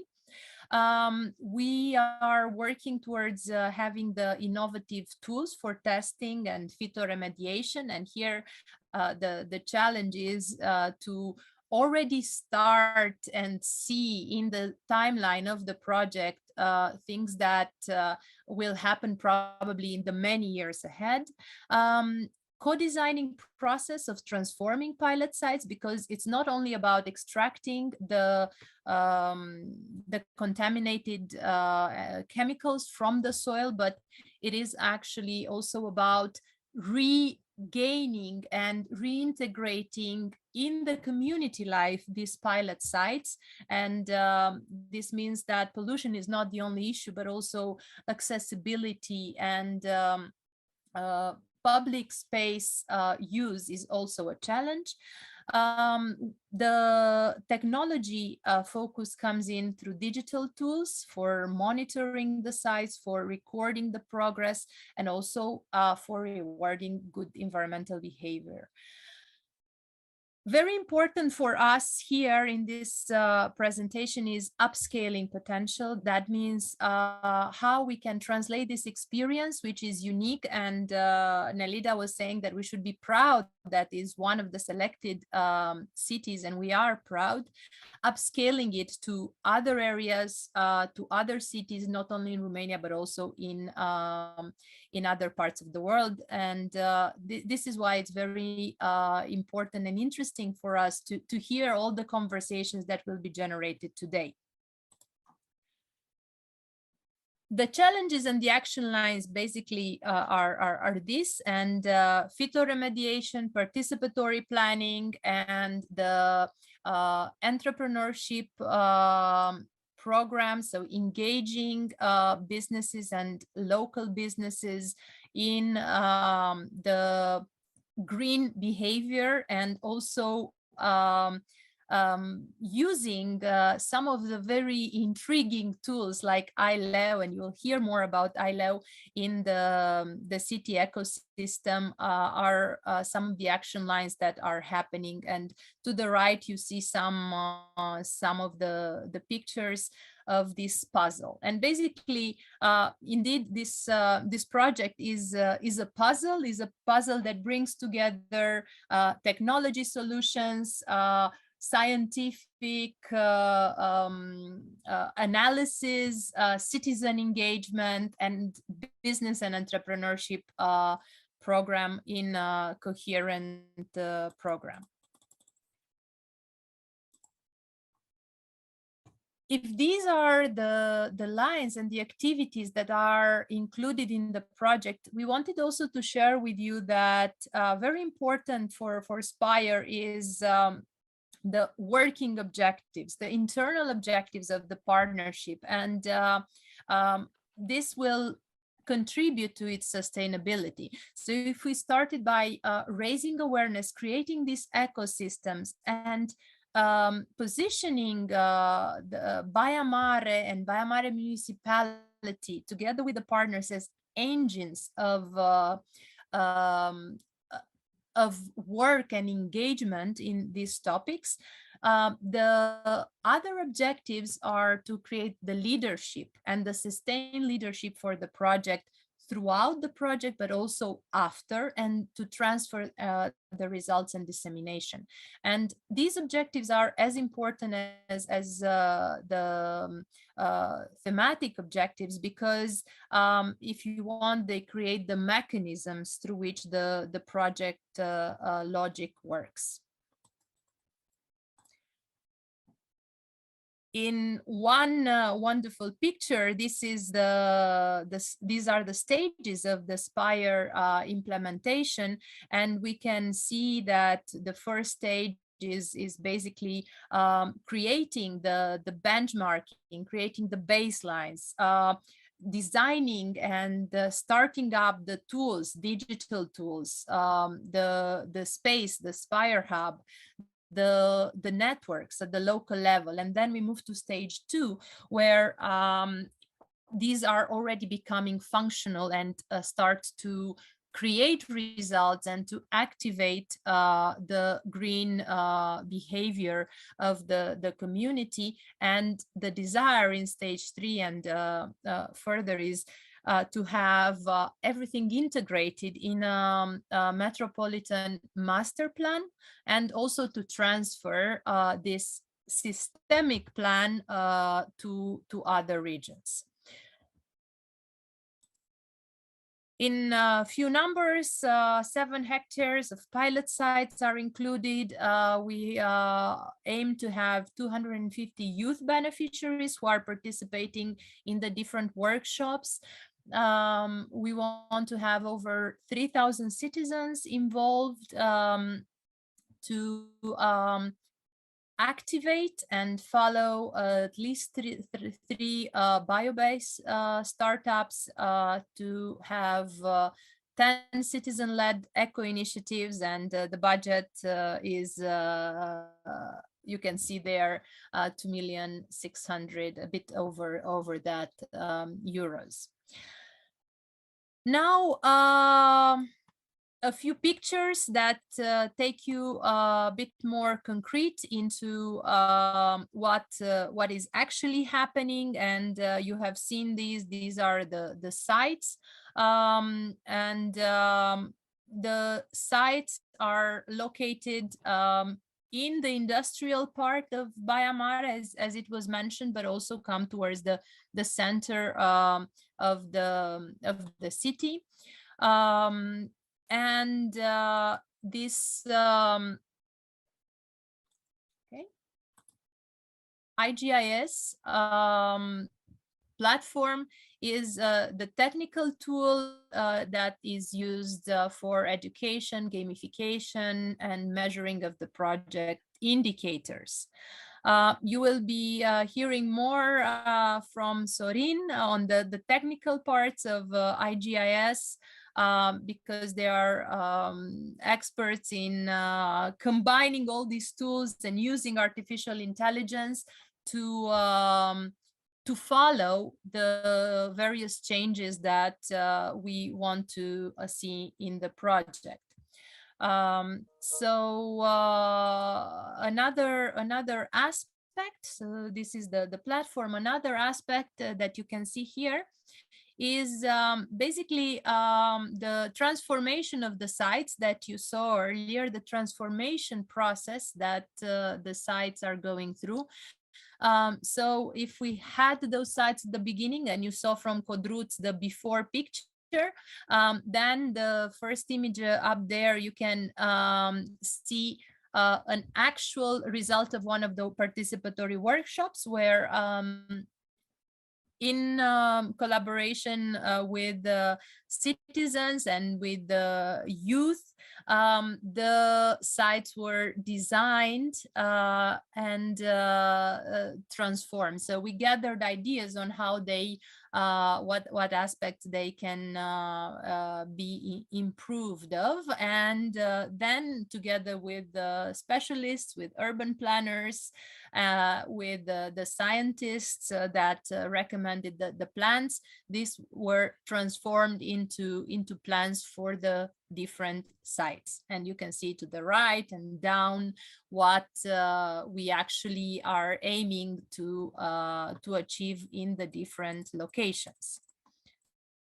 Moving on, these are some pictures from various activities that engage citizens. This was really challenging because obviously we were going up and down with restrictions due to the COVID situation, but we managed to have plantathlon events, so events where the community was invited to take part into planting on the designated sites, on part of the designated sites, and together with the planting workshops on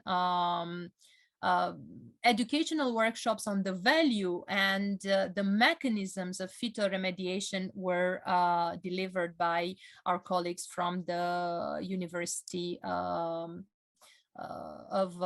Medicine and Veterinary Science.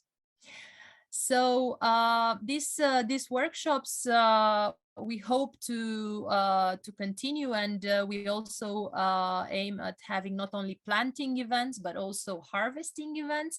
And very important for these events are the elements of safety, and not only in terms of COVID, but also in terms of educating the citizens as to what are the effects of the what are the possible effects and protective mechanisms when you plant and when you harvest in contaminated lands. In December, we had also a campaign of collecting the Christmas tree, and here the picture, you can see the collection of the Christmas trees, which were then transformed into biomass.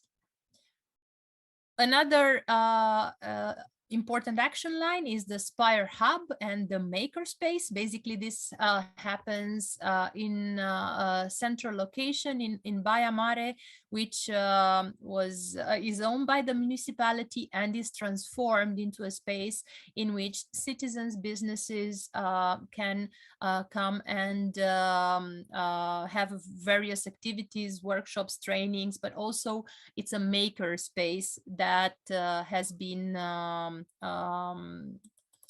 furnished with different types of equipment, 3D printers and others.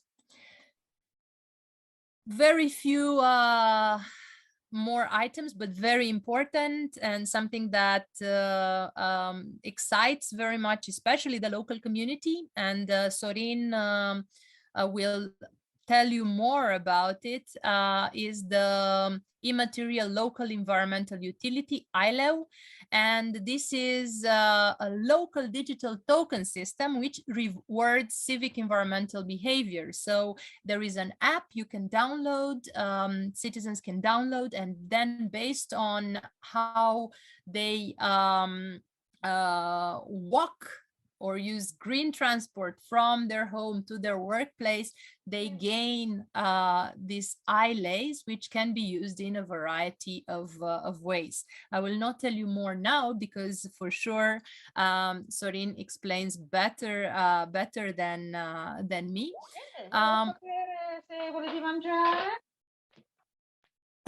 Possiamo mangiare, ma ancora un po'. So I was saying that here for ILEU, Sorin will tell you much more, and something that definitely resulted from the workshops around ILEU is the high interest of the local community and local businesses into creating this as something that is a reason of local character and local pride, but pride in a very, very good sense. So very interesting part of our puzzle. Last picture here is the SPIRE startups, and here the idea was to activate entrepreneurs, local, regional, but also from other parts to create innovative ideas and business plans, revolutionary business ideas to transform the biomass resulted from the decontaminated lands into new products. And the picture is actually from the pitching sessions where the number of participants were basically describing their ideas, and here bioleaching, creating liquid biofertilizers on a big scale was one of the ideas, but you can see the names of the other activities. You have heard about from our Vice Mayor of Baia Mare, the support of Baia Mare, and basically from real and heavy, not metals, but also problems, SPIRE transformed into the community to a community which is awarded for the initiative and for being green. This is already a big step. Of course, it would be an even bigger step if we sustain and if we link these initiatives to others and create partnerships for the future. So stay connected. This is the website. You will hear more from the various partners in the project, whom we really appreciate, and not more on the challenges because they will come in the presentations, not on more on the results, just this message of thank you and stay connected. Perfect. Thank you. Thank you very much, Andra, for this very nice overview on SPIRE. And now we have time for a roundtable. And as you could have seen, both of the projects share three core dimensions. They share a social dimension in which they want to engage the community, the population, towards behavioral change and towards more environmentally sustainable behaviors and activities, done in different ways, but on the same lines. Ferrara is more towards behavioral change in mobility patterns and the commuting habits, whereas Baia Mare is shifting more towards an over comprehensive behavioral dimensions, also with businesses, with how the people directly contributes to planting and renaturing the city. There is an infrastructural dimension in which both cities are providing indeed ecosystem and environmental services with the planting of new plants that not only have the function of improving the local environment, but have an added value in improving the environment and reducing pollutions. Baia Mare with soils, Ferrara with the air. And in this, there is also the potential of upscaling and reusing the biomass, created for other purposes, and this is specifically in SPIRE. And then there is a technological and digital aspect in both of the projects, which is really relevant, both with participatory monitoring. We have IGIS in SPIRE and the air quality participatory monitoring in Ferrara, as well as all the gamification and behavioral changes digital parts. So I think this is an overview that sums up a bit why these two projects are so similar, so closely connected, and there are so many interaction and synergies that could develop between these projects. But now I would leave to the audience, both the project partners as well as the general public that has joined in a very large number today's meeting. So please, if you have questions, we have some time for them. So please, you may raise your hand and pose your questions or comments.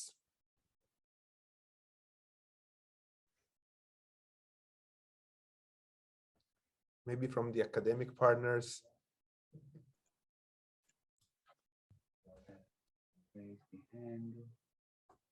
I see Eugenio Morello, so please, you can raise your question, and then Andrea Tanase. Hi, thanks for the presentation. I got a lot of information from Baia Mare project, and I was wondering, maybe just to break the ice on the digital participation. You mentioned IGIS using remote sensing and artificial intelligence. I wanted to know more how you can really reach out to citizens, to different people and stakeholders, to get them involved, because this is also a challenge for us. So we have been working for 1 year now digitally, but the physical dimension and for the engagement of local stakeholders and other types of tools are very important. So I just to know a bit more about how you work with this like engagement and how to bring people using these tools. Yeah, I think Sorin and Kodruz are the right persons to answer me. Sorin and Kodruz, and Sorin on the technical and Kodruz on the social. So basically, we have a part of the community which wants to get involved, and which we call like the smart part of the community. And we're trying to get them on board and start doing things with those people, and then hopefully things will expand.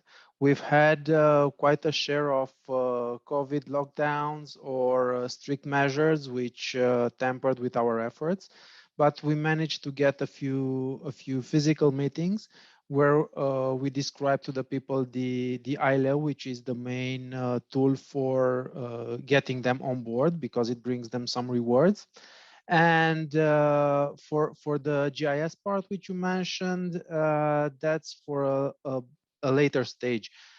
We have it working, and we bring down Copernicus data from the European Space Agency. And what we are planning to do is create a mixture between the Earth observation data and the ground truth which the University of Agricultural Science provides for us. And as soon as we get sufficient data, we may show the people what the progress is and show them what we have planted, and then maybe teach them how to do it in their own gardens and help them monitor their own gardens or a free area. But I will get on more details in the second part of the day with the description of the IGIS. Getting back to the answer on how do we get people on board, we have created the ILEO, which is a local currency, an app that rewards good behavior. And by good behavior, we mean environmental friendly action.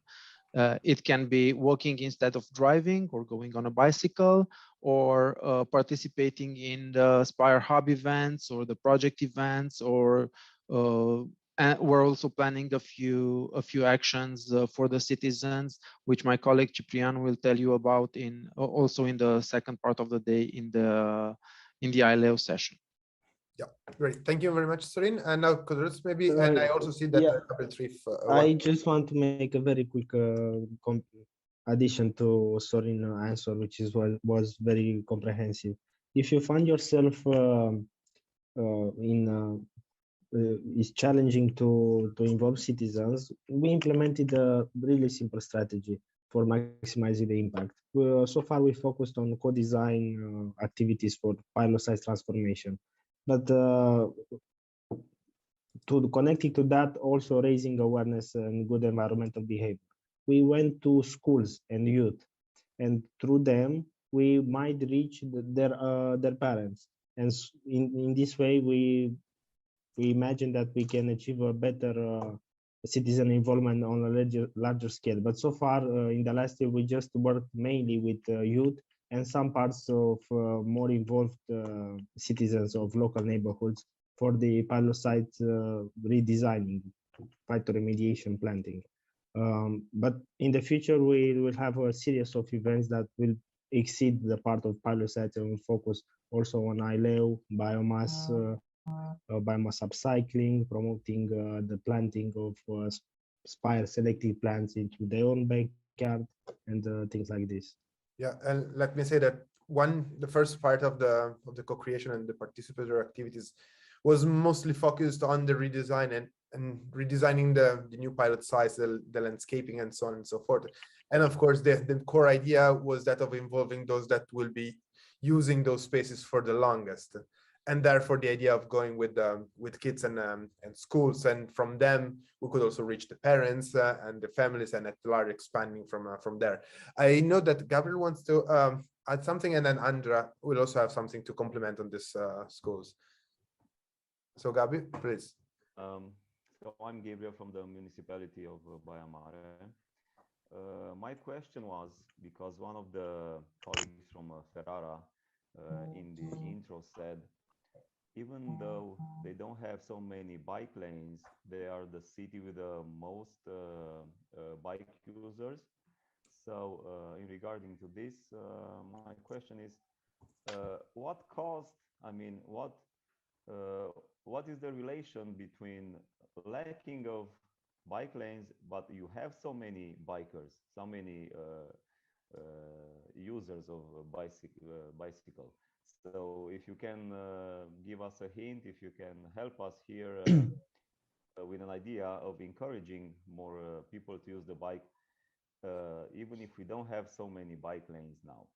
So it's not quite a question, but if you give us some help here. Thank you. And I will follow up on that. You already threw another question. What I wanted to complement in terms of awareness raising is that, Codruț was and Sorin were mentioning what was done. One challenging part was not only having information to citizens, because that you can have, but also buying their trust. And this is a challenge that will also continue. And through that, they need to see in the future a possibility for their continued engagement. And if they see that, then for sure the project will be, we will have participation. In one of the presentations done actually at the university here in Cluj, we had students from Baia Mare who were like, oh, that's great. So definitely there is an interest, but will it last? Will we actually see these things happening also after the project ends? So this also awareness and trust and sustainability, they come together. One aspect that we did as a mitigation, because Plantathons and Harvest Fest were ideas on how to really come as citizens and with families to the different sites. But of course, with COVID, we couldn't do so much. We tried to have the awareness raising and these educational kits as a structure in the schools. So except for events, we also are working on and will be sharing with schools educational kits that teachers will have the possibility also to use in the future after the project ends. And actually there is an interest, because now the topic of green, of circular economy they are more and more required also to be implemented in the curricula. So by giving this type of tools and by linking it to requirements that teachers have because of their own curricular requirements, it's a way to give engagement. And I saw that also you have schools as focal points. So I think it's key to keep this engagement. This was my comment, and the question together, Gabriel asked one question, but my question is the one that I was asking at the beginning of the presentation. How much do you see and feel that awareness actually provokes decrease in pollution? So awareness about the levels of air pollution in your case creates a change in behavior and thus a decrease in the air pollution by itself. Thank you, Angela. Good comment. Overall, gaining the trust of the citizens is key, and this is also a very key question on the awareness and the impact of awareness. So I would leave to Ferrara to answer. I see some faces popping up. I see Antonio, I see Farah, I see Eugenio, of course. Yeah, Pietro, I can add some explanation about the usage of gamification that we did in the project, to engage people, to maintain the high awareness and the high contribution from the citizens. So we target almost all the ages, in the sense we split the gamification in different mobility campaigns. Okay. So now we have 4 campaigns that are targeting workers, are targeting children, are targeting general citizens. Okay, so in this way we cover all the possible end users. And an important aspect that we can customize and we can define personalized challenges during the weeks and the months, in the sense that we can also monitor what is the status of a specific challenge, and we can in some way tune the challenges in the next weeks, and this will help us to understand the general behavior and to use gamification to change the stuff during the execution of the campaigns. Of course, one example answering to the bike usage and how we engage people and so on to use more the bike. For example, we have launched the Bike to Work initiative. So this means that when you move from home to the work position, you be rewarded with economical rewards. Okay, and there are a lot of employees that now have started to change their behavior. For example, people that use the car to make only 1 kilometer to reach the working place, and now they are using bikes. Okay, so and we are pushing more this aspect. We have campaigns for children, in the sense how they reach the school, integrated with educational material. So this means that teacher at the school will be gaming and playing together with the children, to understand how the children reach the school and how connect the mobility to education learning paths. So we have also this aspect. Of course, for details, we will see more details in the afternoon. I will explain all these campaigns with details, but in general, our goal is to cover all the citizen ages and with the different and personalized campaigns. Yeah, thank you. Before I leave to Eugenio, I also wanted to say one thing on the possibility of inducing people to use the bike. Ferrara and the Emilia-Romagna region in general have a long-standing tradition of cycling that goes way before, comes from like really decades and decades of people having a passion for cycling. So here the matter is to provide the safety conditions to allow the people to cycle within safety without risking to be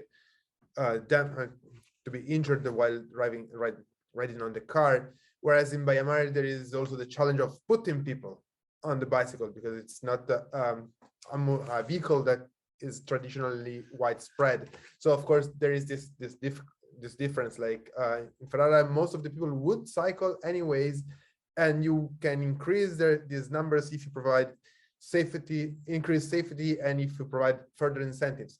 In Baia Mare, you need to start from below. You need to grow their trusting, actually stepping out of the street, riding the bike, getting used to it. So like you start from a very lower baseline in the sense, and this way hard, so even more challenging. So Eugenio, also Kodurs, if you want to yeah, on this first question on biking culture, as Pietro was saying, I think that the city center is already very accessible and safe, so there isn't any probably need for having cycling infrastructure within the walls, because it's completely pedestrian and biking friendly, large streets and everything. But we even if Ferrara has a very high rate of people, of bikers, we still have to reach to those target users that that are not cycling, and especially we are starting like analyzing the behaviors of commuters, so with the green commuting pathway, and if we have to speak to workers and companies, that's another story, and it requires a lot of let's say more attention. We are working on this axis that connect the city, the town, with the other communities, municipalities and countryside, because this is the main challenge. It's not the city center, but it's how to really engage workers. And I think the campaigns that that Antonio was mentioning are a great tool to start changing behaviors, lifestyle, to bring people that usually don't commute by bike on bike. But yeah, so the challenge is like really to engage now workers and companies to see like how we can sustain also mobility plans of companies, of larger communities that are present in this around this axis of the city. And this is quite a big challenge. We don't have any more like let's say factories that have people entering at 7 a.m. and leave at 5. Everybody has a different schedule, so it's very hard to organize let's say a sort of coherent mobility offer, but we have to be flexible and to offer ways so that people also can change their behaviors. And yeah, so this is just to answer on the first question. On the engagement, maybe I open the floor, maybe also Farha want to say something first, and then I can also. Thank you, Eugenio. Indeed, I had something to say to complement what already you have been saying, Antonio. Also, for the notion of awareness, we are approaching the question of engagement through an integrated dimension, where we are trying to work on channeling how the innovation system that we are trying to bring into air brake. It's not about adopting one solution. It's about proposing a set of solutions that can provide an alternative to what is existing already. So, and this by trying to test a new behavior. This is why campaigns like Bike to Work, or campaigns like Play and Go, or even the activities that we are doing as co-monitoring the environmental setting with specific focus on air quality, is it brings this dimension of experimenting, of testing new behaviors that may allow people to recognize that they have a role to play. It's not something not accessible to them, but yet they are part of, let's say, part of the problem, not meaning that they are producing the problem, but they are exposed to it, don't somehow helping the situation, caring for the situation, and playing a role in this value chain can help everyone to contribute to it. And this plays on narrative. So this is the third dimension. So first, the innovation system, second, behavior, and the third is the narrative. Within the narrative, what we are trying to do when we speak, a lot of resistance happens when we are talking about awareness to citizens, and citizens reply, and especially activists, but yes, it's awareness also to politicians, awareness to decision makers, awareness to the private sectors who develop solutions. So what we are trying to do is really to pool existing awareness, because it's not only about raising awareness to people, because we cannot come into a co-creation process by saying it's a tabula rasa, people don't care. There's a lot of people who cares, and they are leverage point. And what we are trying to do is really to go and pool these energies and let them play a new, let's say, partita, let's say, new music together with this conversation. So what we are trying to do in our events is really to convene people to bring diverse perspective on the issue, and also to share their experience. And when I say experience, it's about the experience of people who deny the problem, experience of people who maybe don't feel that the way that we are producing the solution can be credible.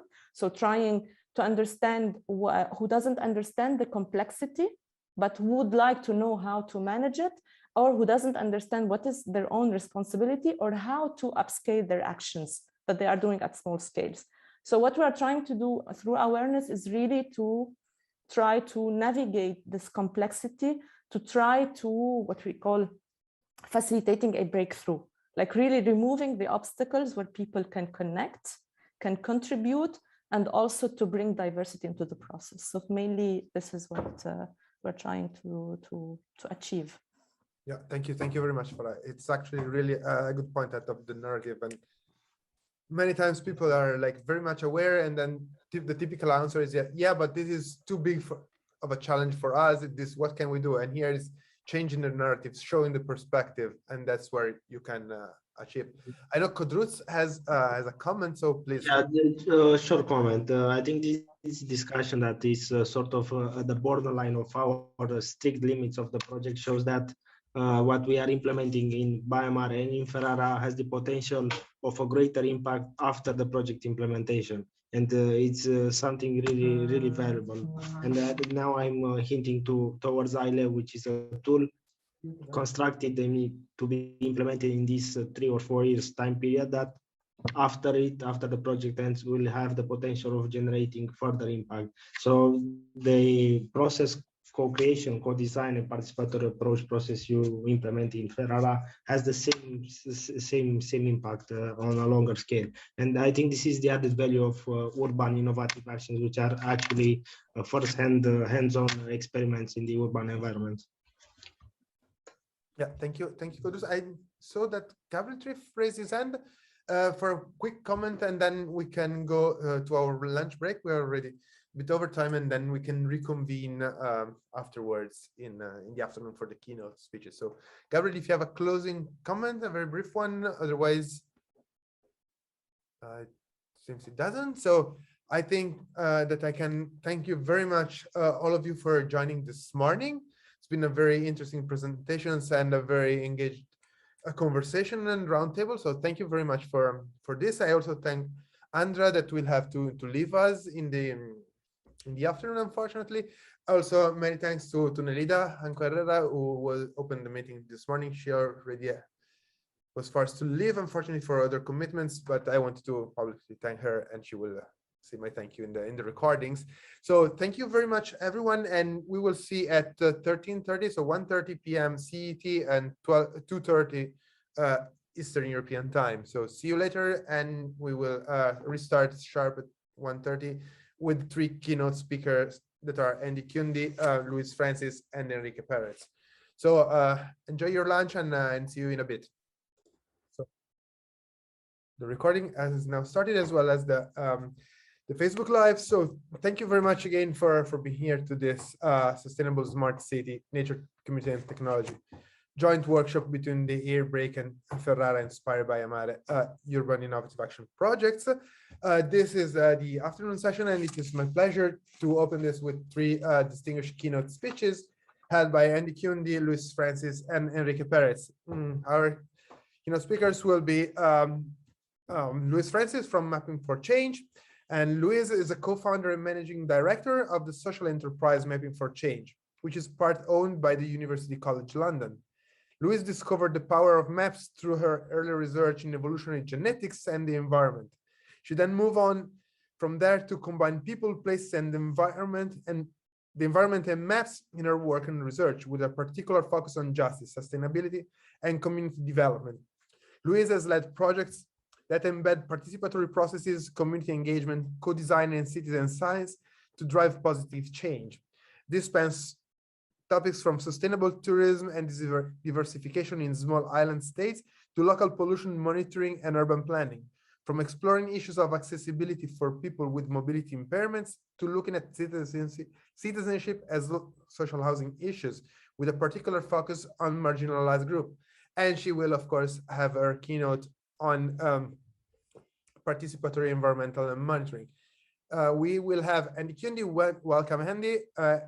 Andy is also a longtime friend and contributor with SPIRE Baia Mare, and he's from the University of Southampton, where he's professor of environmental radioactivity and the research director of the University Consultancy and Research Unit, GAU Radioanalytical, in the School of Ocean in the School of Ocean and Earth Science at the University of Southampton.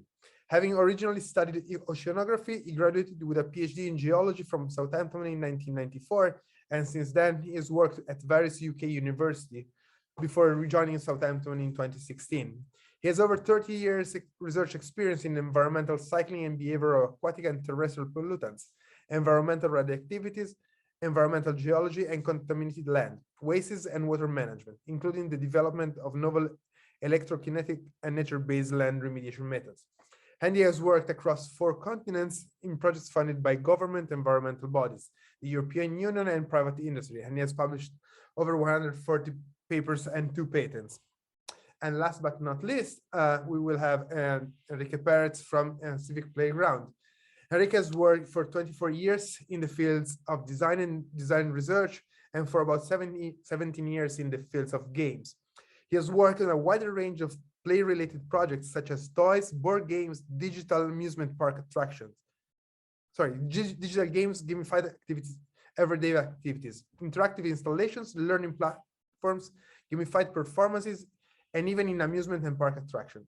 The topics of this project have revolved around the unbalanced distribution of resources in the world, meditation and concentration, skill acquisition for people within the autistic spectrum, misinformation, empathy development, bullying, school shootings, forced female prostitution, peace building in the Middle East, city touring, the negative effects of corruption in society, extortion and bureaucracy, and human rights.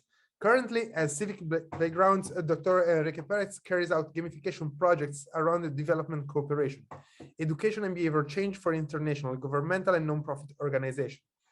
Enrique's focus is always on the audiences or users, as well as on the entire ecosystem in which these people coexist with other stakeholders, so that everyone in the ecosystem benefits, the environment is respected. So I think we can now start. I can see Andy Kundi. So it's my pleasure to give him the floor for the first keynote speech. Please let me know if I need to run your slides or if you run yours. Thanks, Pietro. Can you hear me okay? Yeah, we do. Excellent. Sorry for the slight delay out of view connectivity issues. It's great to see everyone, even virtually. Thank you very much for inviting me here today to give a keynote presentation. It's my great pleasure to be here.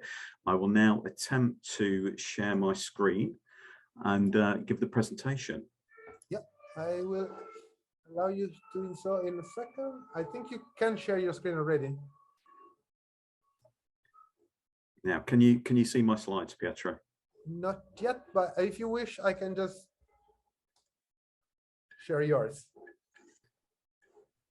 Yeah, that might be easiest. Yeah, let's go this way. Excellent, thank you. Okay, so thanks again for inviting me here today. What I'd like to do is to present a brief talk on brownfields to greenfields, and this is all about practical contaminant management strategies using phyto management. Now, I presented a similar talk about a year ago at a SPIRE workshop. Obviously, there's a wider audience here today, so I'm going to cover the concept and give an update on the recent activities we've been doing in this area. Okay, next slide, please, Pietro. Okay, so in terms of content, I'll cover what phyto management is, so the phyto management concept. I'll talk a little bit about how that builds on the EU Greenland project. I know some of the audience were involved in that project and I worked with them on that, looking at success stories and integrated management tools. And then I'll talk a little bit about some integrated system examples, Murdoch in the USA, Colombia, and also some recent work on nuclear sites. And then finally, I'll talk about some current work on identifying the benefits of phytomanagement and sustainability linkages, and a little bit on waterfront brownfields, and then I'll conclude with some final thoughts. Okay, so phytoremediation, which I'm aware that many people in the audience have worked on or are aware of, is the use of living green plants for the in situ removal, degradation or containment of contaminants in soils, surface waters and groundwater. And this can be considered a gentle remediation option, and we define that as a risk management strategy or technology that results in a net gain or at least no gross reduction in soil function, as well as achieving risk management. That's really important because it preserves the soil resource rather than destroying it. And there's very strong synergies with nature-based solution concepts and practice. So phytomanagement is kind of where you take the central concept that phytoremediation approaches can be applied as part of wider risk and land management strategies, either alone or in combination with other remediation techniques.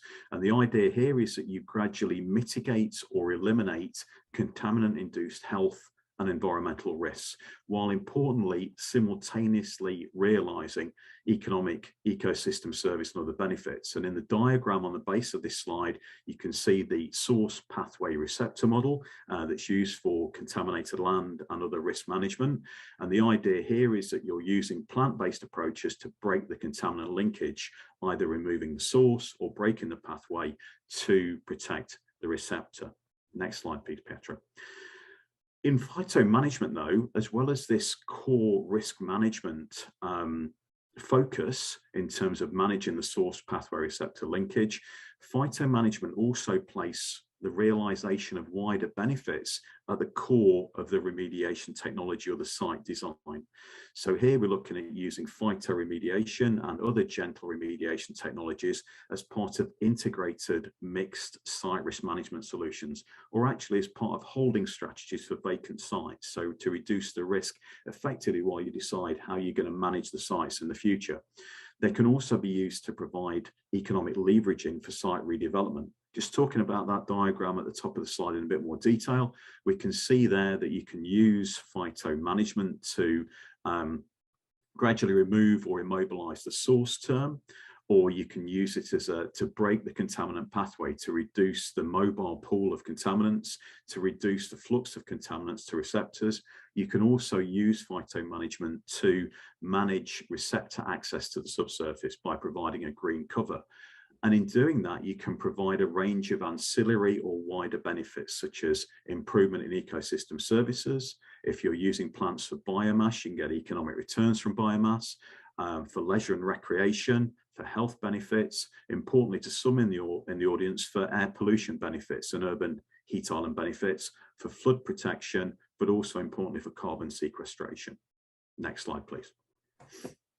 So just to give a bit of background, so we originally started thinking about this phytomanagement concept during the EU Greenland project. So this was a Framework 7 project, and this effectively brought together a range of contaminated land experts and phytomanagement experts to look at the coordinated data collection from a range of long duration gentle remediation option pilot projects at contaminated sites across Europe.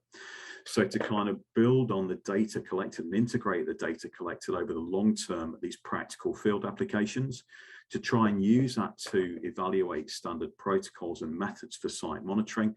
But importantly, the part of the project I was particularly involved in, we developed a set of specific design aids for use when gentle remediation options appear to be a viable option, to promote the appropriate use of gentle remediation options and encourage the participation of and inform stakeholders. Next slide, please. So the decision support tool or model that we developed was a very simple Excel-based decision support tool. It was a 3-phase model where initially phase 1 looks at the definitions and scope of gentle remediation options, kind of initial concepts and feasibility to look at the question, is gentle remediation an option at your site? and then you get a yes or no decision point. Phase 2 is more exploratory, looking at stakeholder engagement, sustainability assessment, and potential cost. And then phase 3 are the design stages, technical assessment and derivation of operating windows for gentle remediation options. And that was designed to be applied either at options appraisal stage, but also it can be applied much earlier on in the risk assessment and site design stage. Next slide, please, Pietro. So the idea here was to provide a practical, usable tool to interface with existing decision support tools and national guidance.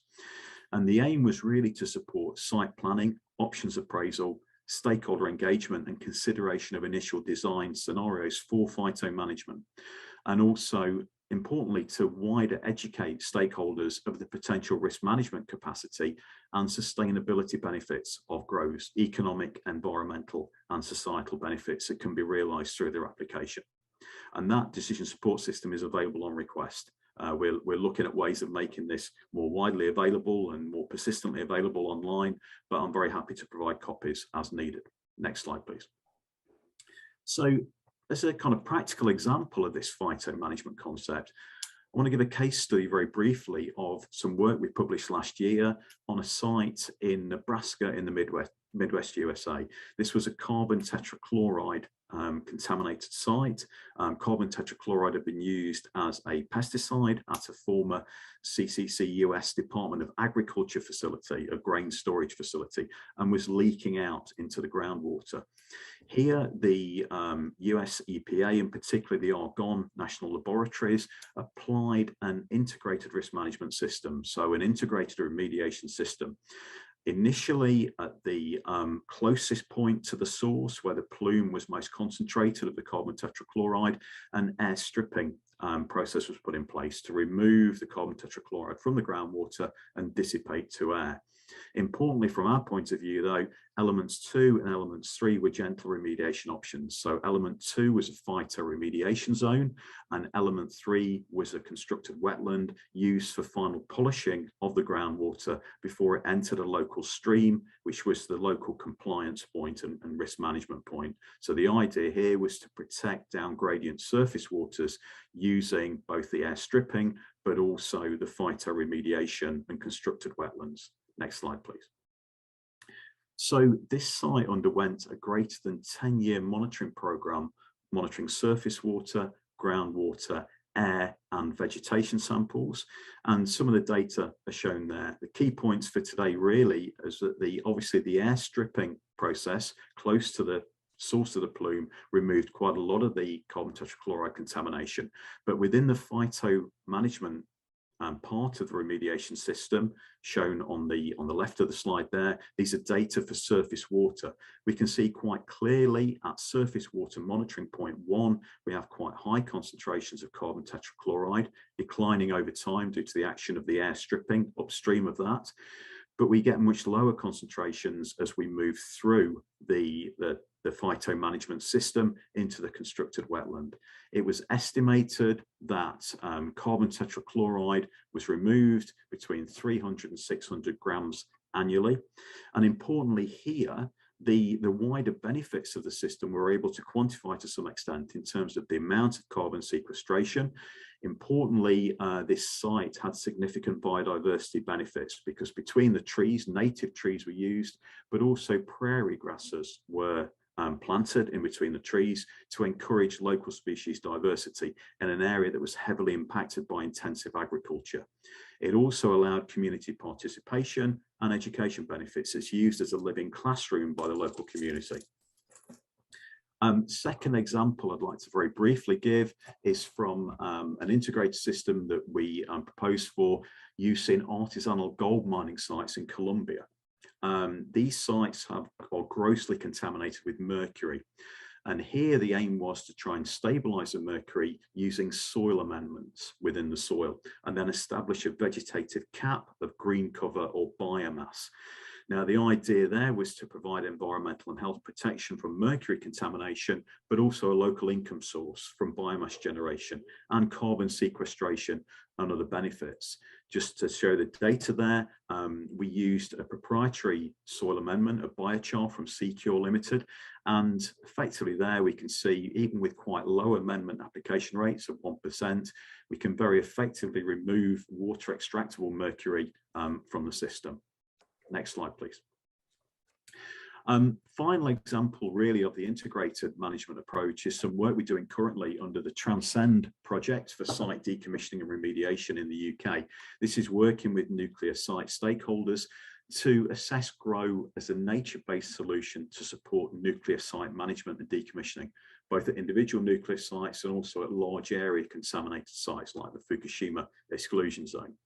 So on nuclear sites during decommissioning, we're looking at how we can combine GROWs or phytomanagement with more invasive technologies or ongoing site activities. That might be building demolition and building removal.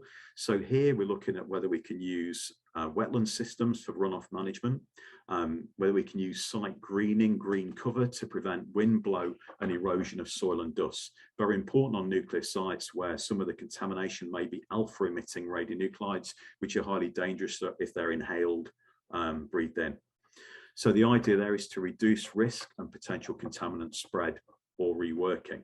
The diagram on the right-hand side of the slide shows a kind of integrated management approach and benefits from applying this at a larger site. Here we're looking at carbon sequestration benefits. If we're looking at a larger site, it's potentially leisure tourism benefits for a site like the Fukushima exclusion zone, enhancement of ecosystem services and biodiversity, coupled with in situ stabilization of radioactive products, reduction of airborne contamination, and reduction in soil erosion. Importantly, this can improve site resilience, for example, to extreme rainfall events, while providing biodiversity, carbon sequestration, and other benefits. Next slide, please.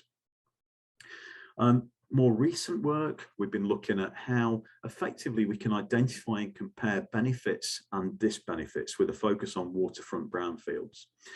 One of the key issues about using phytomanagement is being able to quantify the benefits you realize. So if you're trying to decide whether to phytomanage a site for soft reuse or whether to build houses on it, it's very useful if you can show the overall economic benefit of the phytomanagement approach. So those benefits may arise from environmental improvements, carbon sequestration, direct economic benefits, but also societal benefits. So access to green space benefits, an increase in surrounding house prices and other benefits. So some of these you can cost easily, some of those are much more difficult. So what we're looking at here is developing a sustainability linkages approach for assessing and comparing different scenarios of brownfield regeneration to soft reuse like phytomanagement and other endpoints. So here, much like the contaminant linkage model, we look at a driver, a mechanism, and a receptor. The driver may be exhaust emissions affecting local air quality, the mechanism may be traffic movements, and the receptor may be local community. So these are benefits and disbenefits. We use those sustainability linkages, we combine them in an overall model, working with stakeholders to produce a conceptual site model for sustainability, effectively a network diagram. And that assists in making individual cause and effect chains explicit, and also allows different management options to be more readily compared. And also importantly, you can group linkages together to more explicitly value them. And we've applied that at a coastal site at Liverpool in the Mersey Estuary, which has been a landfill converted to urban parkland. And that approach seems to be pretty effective at looking at different management options at that site. Next slide, please. So that was a very brief whistle-stop tour of phytomanagement. The key concluding thoughts here, that in the literature, really, the published literature and in practice, we're seeing a refocus from pure phytoremediation to wider phytomanagement-based approaches, which place realization of wider benefits at the core of site design, and where you apply phyto and other gentle remediation technologies as part of integrated mixed risk management solutions. You can combine GROWs with renewables for biomass, but also with wind and solar power. And that provides a range of economic and other benefits, potentially supporting the return of low-level contaminated sites to more productive usage.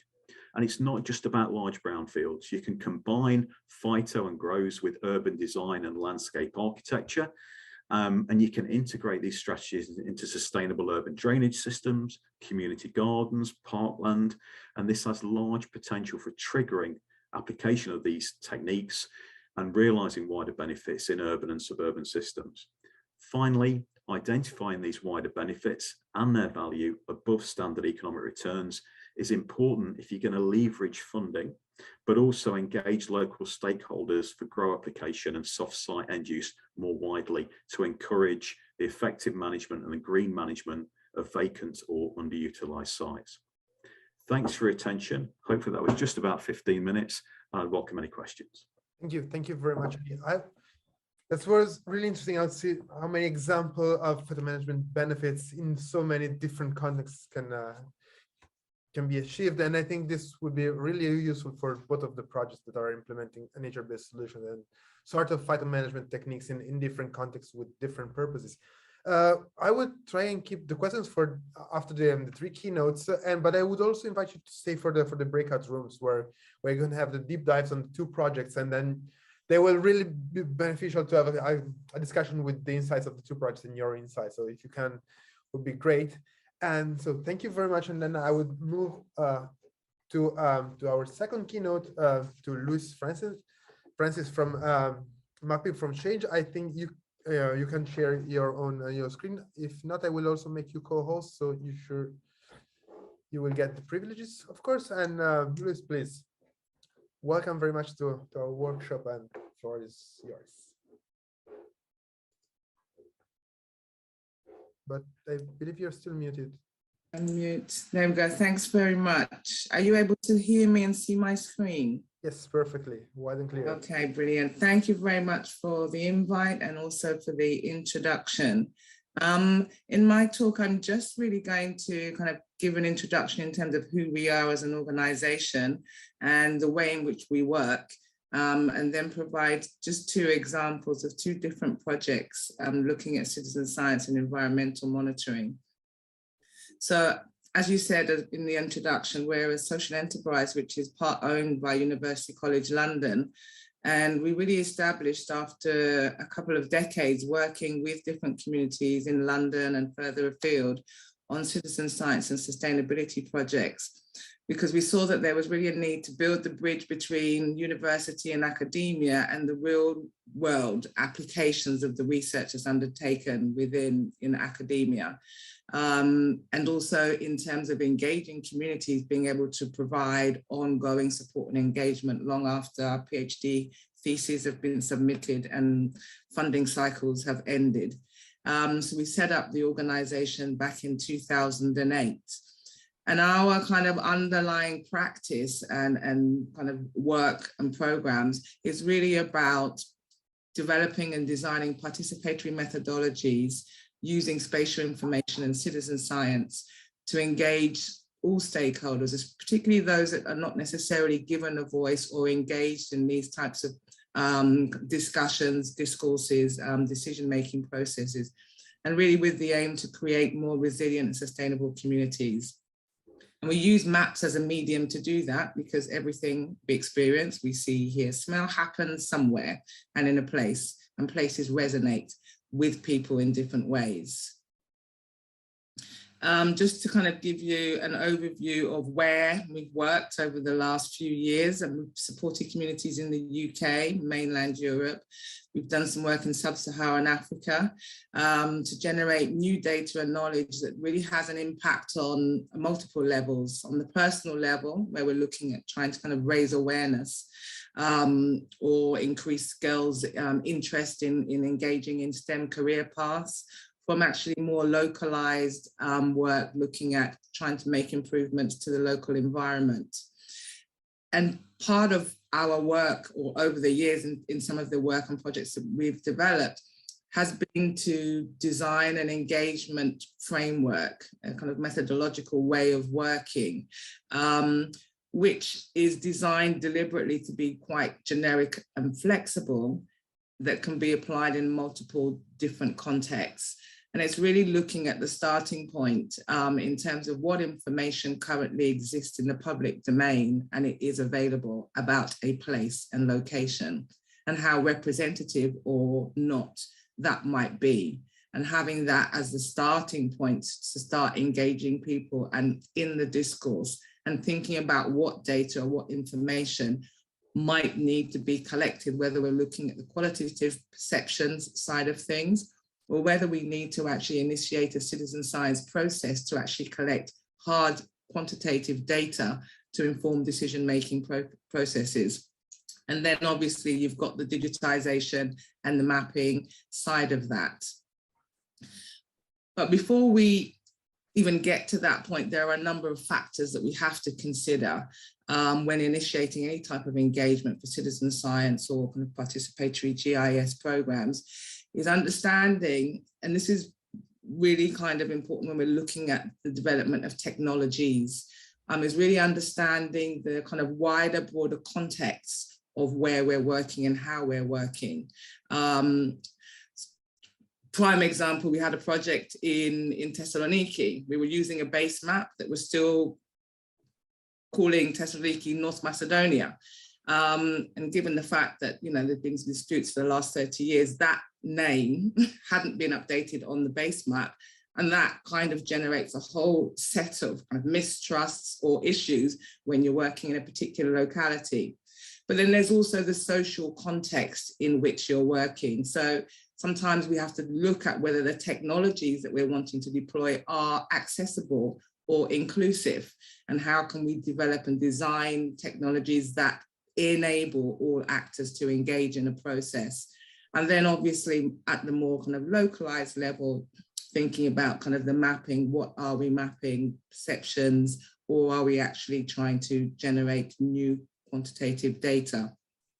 And just lastly, one kind of consideration and point that I'd like to make, because obviously I know the workshop is very much also about the kind of citizen science of the two projects here. You know, when we talk about citizen science, you know, not all citizen science is equal, and the involvement of non-professional scientists at various levels in terms of engaging them is also not equal. And this is a kind of typology and different various levels of engagement that was developed by one of the Mapping for Change co-founders, Muki Hackley. And I'm not going to cover all of these, but as an organization, we try to operate in the two kind of top tier levels. So very much around participative science, where the problems that are being defined and the data being collected is a collaborative kind of process, rather than we're just looking at using citizens as centers. And then obviously when we're looking at the top level and we say extreme citizen science, that's where the problem definition and the research questions are actually co-developed or initiated and developed with the communities and the stakeholders that we're working with. So I just want to share a couple of examples of some citizen science environmental monitoring projects that we've worked in. And I kind of have introduced it as the tale of two cities. And I'll tell you why. They're very different, and their starting points and situations are extremely different and quite extreme. So for the Science for My Health project was actually initiated by ourselves in collaboration with UCL as part of our kind of REF, and kind of looking at the impact that the research within UCL and what we do has had over the years. So we wanted to replicate some of the work and projects that we've done elsewhere in a new location and in a new context. So we started the Science for My Health project in Kampala. And just for those of you that are not familiar with the kind of local context, Kampala is the capital city of Uganda, and it has one of the fastest growing populations across Africa, or in African cities. And the estimated population in 2015 was just over 3 million. And you set that against a backdrop of a city that was originally designed for a population of 150,000. So it has long outgrown itself in terms of setup and infrastructure. And when we're looking at the kind of resident population of 3 million, another key factor is that that doubles on a diurnal basis, where you have people migrating into the city on a daily basis for work, for school, and other activities.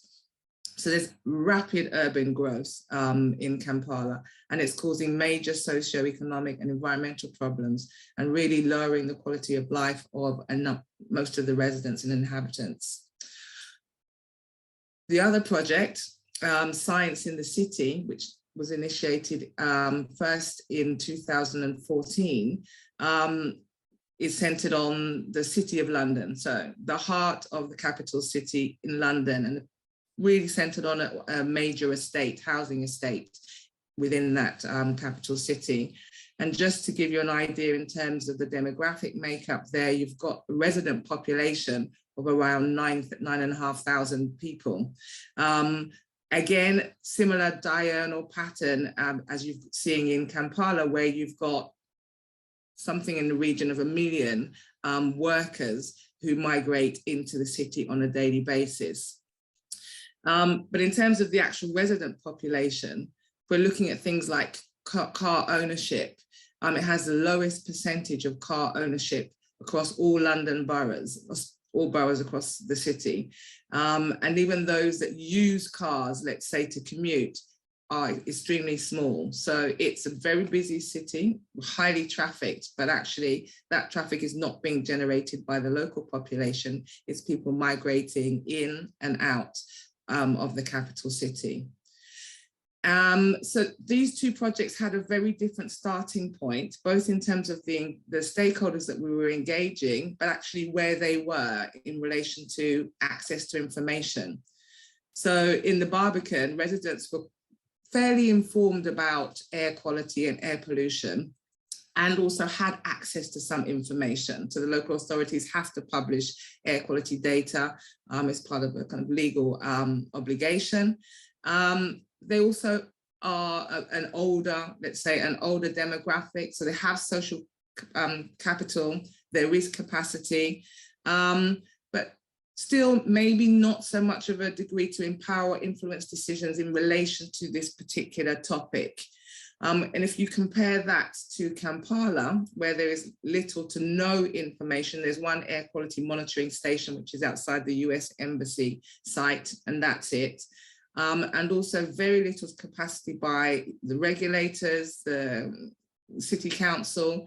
But in that case, they were in a position of authority or power, because the people that we were working with jointly were the regulators and also the city council authorities, along with kids in schools. So quite different.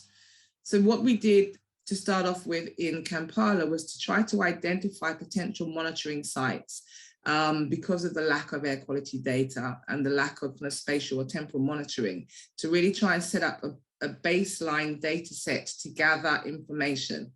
So we used our online community mapping platform to start looking at where potential places would be relevant to collect air quality data to create that baseline.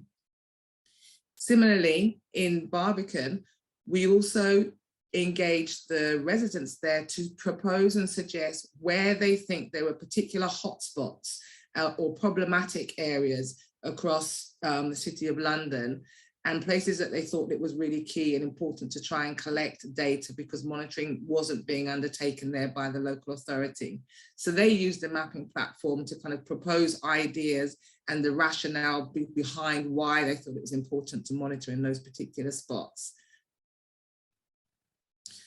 So what we then did is kind of design, co-develop a kind of monitoring campaign in the City of London. This was over a course of 12 months. And in Kampala, this was over the course of 6 months, where we trained both the local residents in the City of London, and in Kampala, we trained the local authority officers, we trained the National Environment Management Agency, and we also trained the kids. to actually set up. And what we were using were diffusion tubes, which enables us to collect data for nitrogen dioxide, simply because they are easy to deploy, very cost effective. And in the case of the UK, we can also compare that with other data sets that are collected by local authorities across the country. So it gives us something to compare by. Coupled with that, the kind of quantitative data collection, in Kampala, we also initiated an awareness raising campaign and designed materials for the schools and the teachers to actually deliver to the kids so that they could kind of develop lesson plans, so they could set up science experiments and provided them with different resources, and also set up a kind of inter-schools competition to think about mitigation and awareness raising campaigns that they could initiate within their schools. In the Barbican, again, part of the awareness was also initiating things like anti-idling campaigns, and the residents had stalls at different kind of fetes and festivals that they held in the area, that have tried to generate a broader awareness about the project itself, but also things that could be done to try to improve or mitigate exposure to pollution. So I'm not going to go into detail because I know I haven't got a lot of time in terms of the results. And I kind of want to maybe just finalize or summarize more about what difference it makes and the kind of outcomes. So in the Barbican, over the course of 12 months, they were able to collect 713 data points, we'll put it like that, for nitrogen dioxide. And we obviously mapped that with the community, who were then also able to share that not only with the local authority, but with other actors, businesses and other actors in the particular locality. And again, in Kampala, we also mapped the data that was collected over the 6 months. And this was across 92 sites that were erected. And that data was also able to be shared with a broader set of actors.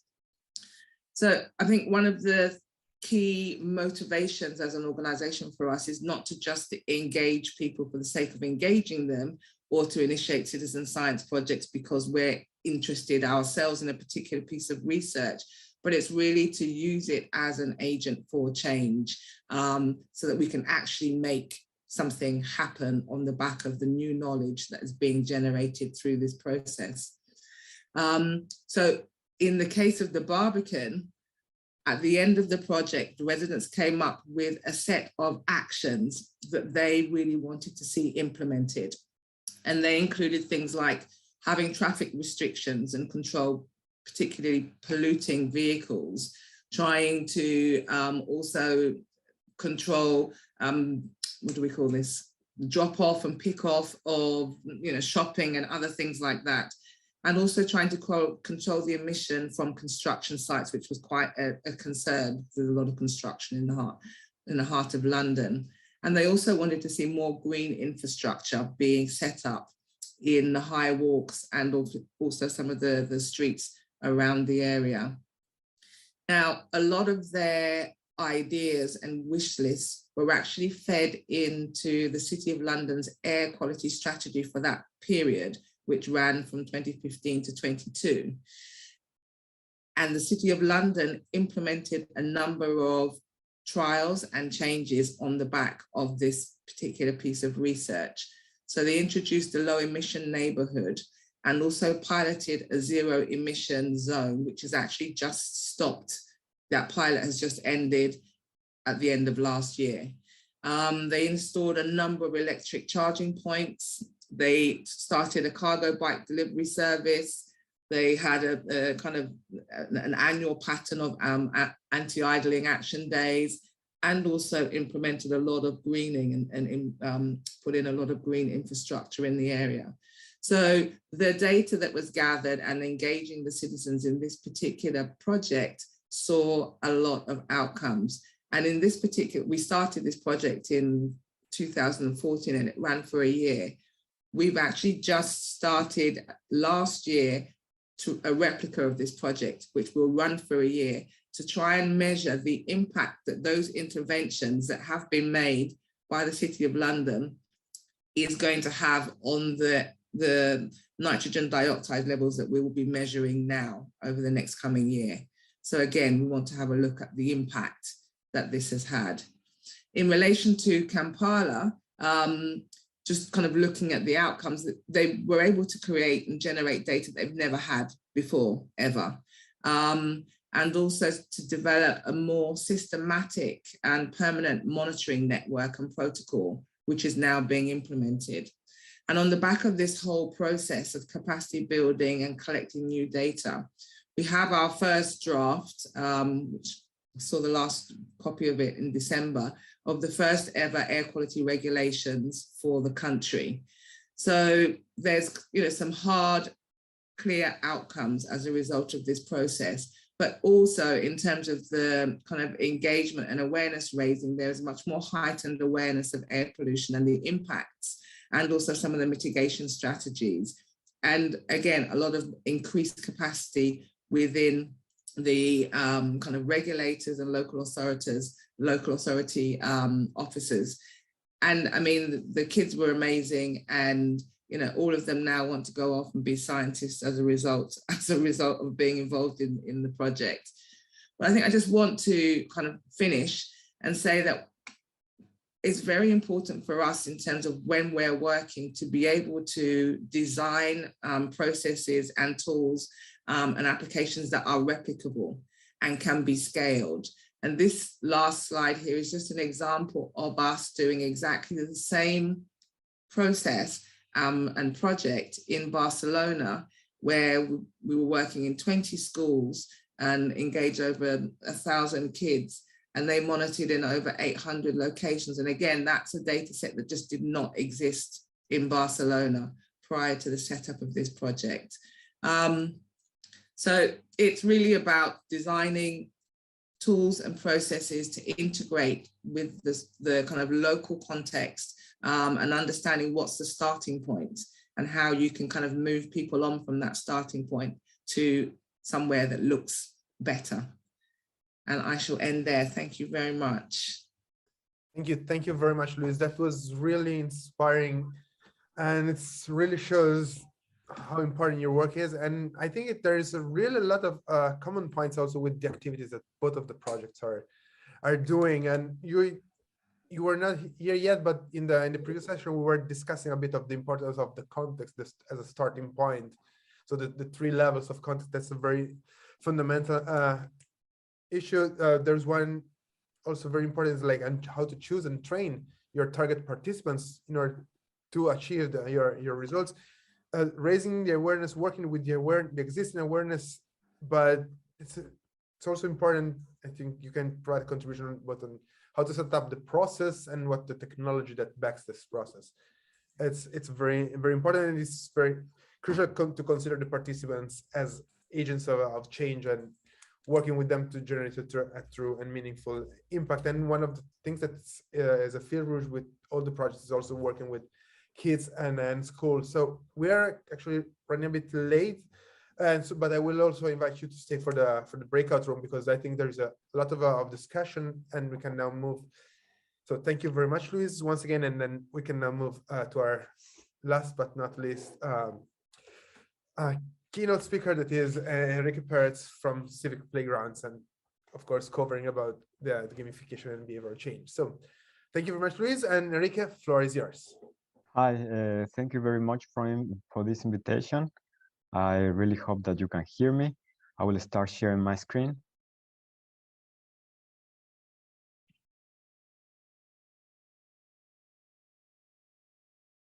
Can you see my screen, my Miro board?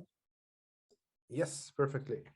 Okay, so so I want to share with you something that I've been observing for the last years, not only working as CB Playgrounds, but also as a researcher working on gamification and game design. So combining all these experiences, I want to talk about the governance and the management of behavior change oriented gamification projects, and how to call it, like challenges that I have observed, and also how to reach or how to accomplish good results. So I want to talk briefly about three focus areas that are, from my point of view, in these projects, especially public funded projects, what are like either leading to the success or to failure. Yes, so basically I see these challenges like as like if it was like an iceberg, like the challenges that are visible to the users or to the people that we are like in contact with are that the implementation of projects that have to deal with gamification, especially seek to impact their life and want to improve their life, or like seek any kind of behavior change in them, they have actually like they produce no change.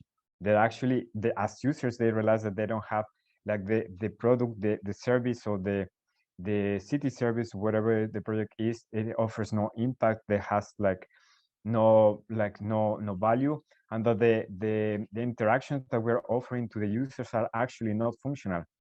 As I said, this is like the tip of the iceberg, what the users can really see. But there's another part that is what the people working with the projects, managing the projects, like public servants, people that are the ones putting out the tenders, or that are promoting the projects, or that are like actually working on the projects, are facing other challenges. For instance, the time is up because all these projects are like running based on a specific deadline and timing, or the funding is over, and then there's actually no app or no like design or gamification around the project, or the solution is ready, but it's not compliant either with the GDPR or with the specifications that were given to the provider. So there's actually no way to work, or there's actually no documentation to justify how the funds were used for the production of the gamification or the app or whatever. So these are the challenges. So as I see three focus areas. Can you see my whole screen? Because okay, so I see these three focus areas. One is project definition. The second one is strategic planning. That is something that at least in the 90s, in the 80s, I'm an old person, so back then we used to talk too much about strategic planning. We were working on different projects. So probably it is something that I don't hear so often nowadays, but it is really important. And the third focus area is management. And then I have also in parentheses customer-centric management. And I will detail, I will provide insights about it in the next slides. So first, like when it comes to project definition, I want to touch upon three different points. One about gamification. What will be gamification based on what I have worked, what I have done. Also talk about a little about behavior change. And since this event is about smart cities, I also want to talk a little about smart cities. So about gamification. Okay. So there are plenty of solutions and plenty of stereotypes about gamification, but I want to talk about game studies. And if someone has been formed around game studies or has been educated about game design, you, as I was, you might remember that you were told that when it comes to games, if you remove all the assets, all the visuals, all the points, you will kind of like have like the essence of the game. That is what we call gameplay. And this gameplay, like you can put like a different graphics, different kind of points, different kind of rewards, but the gameplay or the core will remain the same. And that is actually what is important for the players.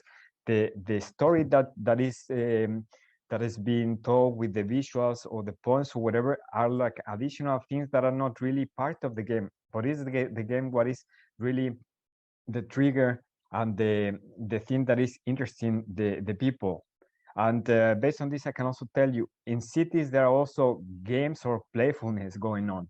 And here, for instance, is related to the games that people want to play. And playing is something that has existed for thousands of years. There are games that have existed, as I said, for thousands of years, like for instance, chess, backgammon, the game of Ur. All these games are very old. And even though that in these games, collecting things might have been important, like as a reward or like a collecting of things, the interesting thing or the attracting thing about these games was not the collecting, but the coming up with the strategies, spending time with other people. This is what really gamification is about, and we can see it in the cities. Here I have some pictures of my surroundings. So here in Berlin, that is where I'm based. Here on at the top, I have like a picture of a stand that people put up so that the homeless can go there and take food. So the people go there, fill it up, and people share up food. Here is also here on the left side and top is a tree has been decorated by people, and also there's a tent where people live because they don't have a house. Here and at the bottom and right, people found like other things that people have dumped, and they started decorating. And here on the right side, someone left a briefcase. And these activities are telling us how people want to behave and how the playfulness that they have, and that can be, it is something that we can use to design with. So they're telling us, I want to belong, I want to be seen, I want to share with other people. So these are already dynamics that we can work with, and that is like pure gamification. Next, about project definition, the topic about smart cities. This is my definition as a designer. That is, I see design as a problem-solving activity, and also someone from a scientific with a scientific background. I would say smart cities are not digital versions of the cities, but more like the ecosystems, where the ecosystems that adapt to their inhabitants, so that these ecosystems can adapt and to provide to satisfy the demands of the inhabitants in a sustainable way. So even if these ecosystems are not fully digital, they are smart in the way that the inhabitants can thrive there. And when it comes to behavior change, I have seen like a trend of, or like a trend where people expect like something like Pavlovian, that the user would just get like a trigger or like a reward or notification, and they will be acting and will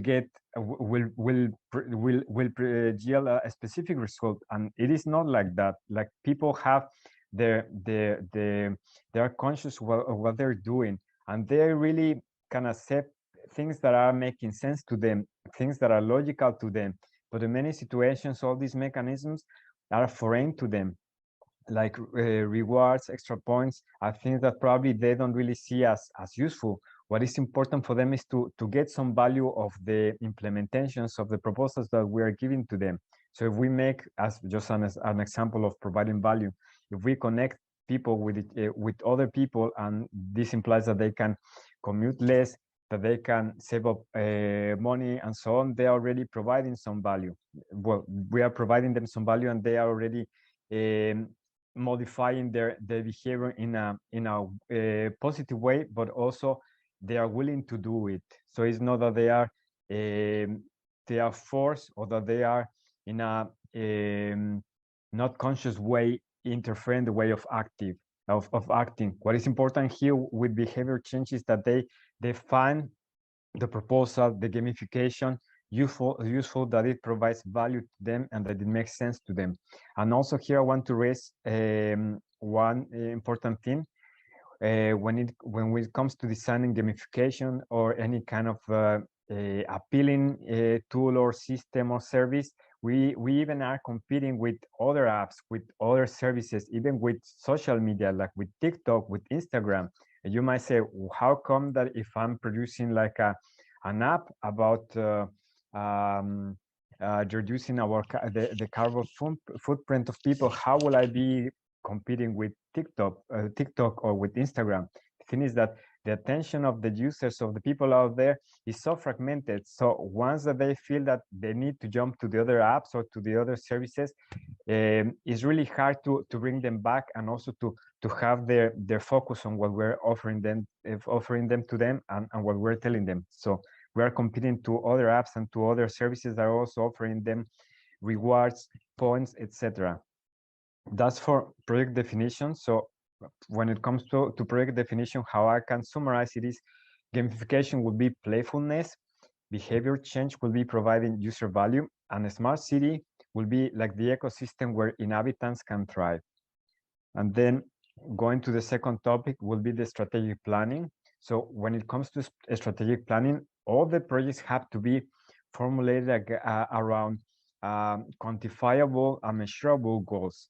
And once that we have these quantifiable and measurable goals and we have our KPIs, we have to consider that there might be like the chance of the situation where we develop an app that helps us to track, that helps us to provide a service or to have any kind of a specific interaction with the user. But still, this doesn't mean that the number of downloads is an indicator of the success of our effort. Once that we have data, once that we have numbers, we have to see what else we have to do. We also have to check what other kind of human interactions we are running. Probably we also have social media campaigns where we are also working with data, and all this is our whole project. And then we have to see from our whole project how we're measuring at different points, and then aggregate all the data and all the information, and probably even include other not only the data but also other researchers, and pull out information and then do a whole data intelligence work. So when it comes to strategic planning, it means that I have to see what is my project about, what is my quantifiable and measurable goal, and then like point what is exactly all the different things that I have to do, and then encompass all the data, all the information as part of the results, and measuring if my work is giving the outputs that I'm expecting. And then when it comes to the management, that I see that hopefully we can have also customer-centric management when it comes to this kind of projects. When it comes to the project specifications, we can see them as like tenders or like tasks or different text to provide to our providers. If we are public servants and we want to commission a gamification implementation, we also have to consider that the service providers are also our customers, and that the best way that we can work with them and the best results will come if we provide them the documentation that they need. That will be, for instance, checklist, chronological development processes. So to tell them you have to do to develop the app, but what you're developing the app, please provide me A, B, C, D, E, F, what you're doing the development process. Specify, list all the documents that they have to deliver, raise the awareness on backstopping. So there has to be also responsibility from the service providers on all the duties that have to be met. So provide documentation, provide accounting, all the things that are needed from the administration or the management of the project to justify the funding or the investment of the funds, and also review touch points. So basically these are the three focus areas: project definition, strategic planning, and customer-centric management. And how I see that each of them works is like, when it comes to project definition, we have to design an adequate solution and also seek a paradigm change when we are designing, when we are formulating what we want to do. When it comes to strategic planning, at different project levels, integrate data and knowledge. So not just go for like how many downloads we are getting. And then when we are formulating the project, when we are putting out our tenders, the duties or the tasks that the service providers have to comply with or have to fulfill, write the specifications so that they considering who they are, considering that they are either developers, but they are not public servants, so they are not dealing with funds. So we have to think that all of them are the clients. So this is it. Yeah, quite in time. Thank you very much. And these are my contact details, civicplaygrounds.com, and I'm really open for questions. Thank you. Thank you very much, Enrique. it's really interesting. And I think the key word was like using game to connect people and to provide and develop a set of shared values upon which to build up towards generating the behavioral change and therefore the impact. And this is also very close to the objectives of the participatory mapping. So I have an overview and a summary in the report on the three main interactive working sessions between the two projects. So thank you very much to everyone who participated. Very much thanks to the moderators, Codruz Papina from Urban Sofia, Faramaki from Politecnico di Milano, and Sabina Dimitriou from Urban Sofia as well. So I would leave the floor now to Codruz to report on his breakout room on nature-based solutions, and then Farah and Sabina following. So Codruz, please. Yeah, thank you.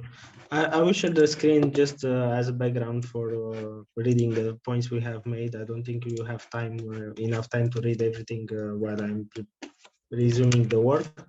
So mainly both SPIRE and Airbrake having extensive knowledge on plants for different uses. Airbrake for air quality, SPIRE for phytoremediation. A lot of listening can happen between these two criteria. One thing that SPIRE lacks is that we don't measure air quality, and potentially in the first parts of SPIRE project is not that important, but on the long term and for the context of Baia Mare, measuring air quality is really important to see. So the knowledge Airbrake Ferrara is doing can help Baia Mare on the long term, especially in the new programming period, the green transition being supported by European Commission and the national agency, regional agency, and the national structural funds. This is something that we can work upon.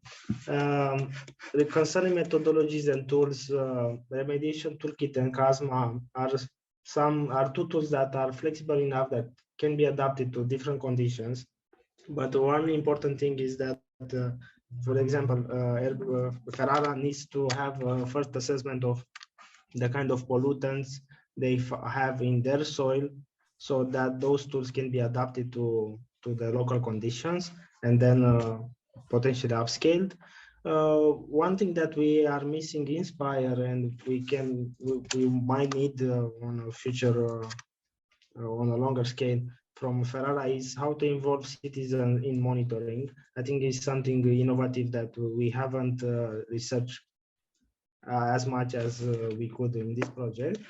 Synergies can be happened for methodologies concerning plant selections, and one important thing that we discussed is creating a predicting model for changes of environmental conditions. It's something that Ferrara is doing, and it's something that SPIRE wants to achieve with the measurements we have and with the IGS tools.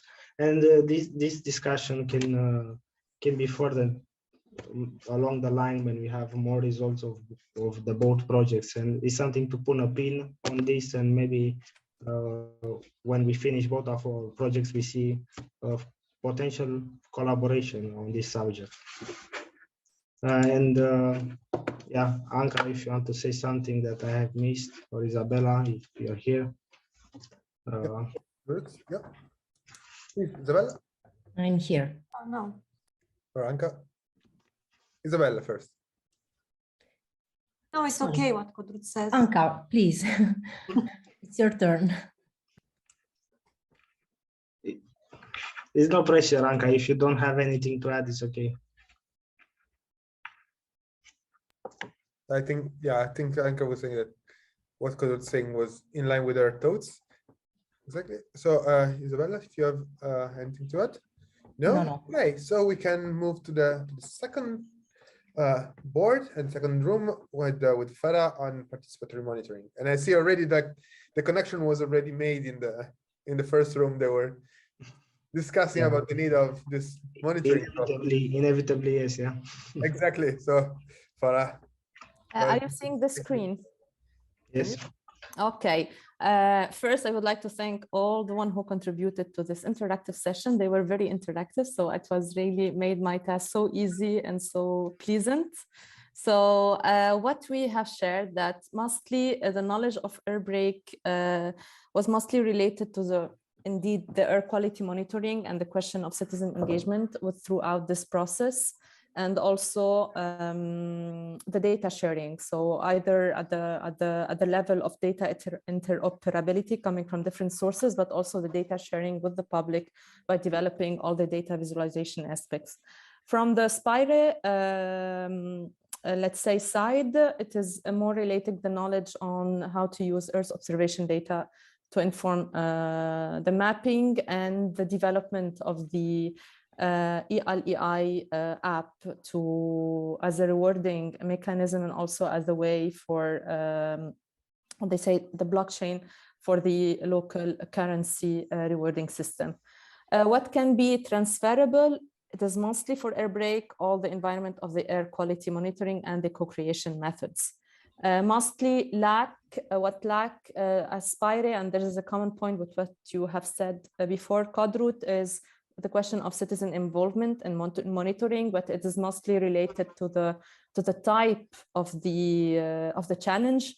So the air quality challenge is different from the soil challenge. So the question of what literature and what kind of past experience happening where citizen science or citizen engagement is also happening at this level, we aren't at the same baseline. So which brings why maybe in your case, there hasn't been this kind of engagement at that level. What we need from each other, I think it's here where the synergy happen. And at that point, I will go to the synergy directly and avoid the second panel, because this is where most of the concrete crossing points happen.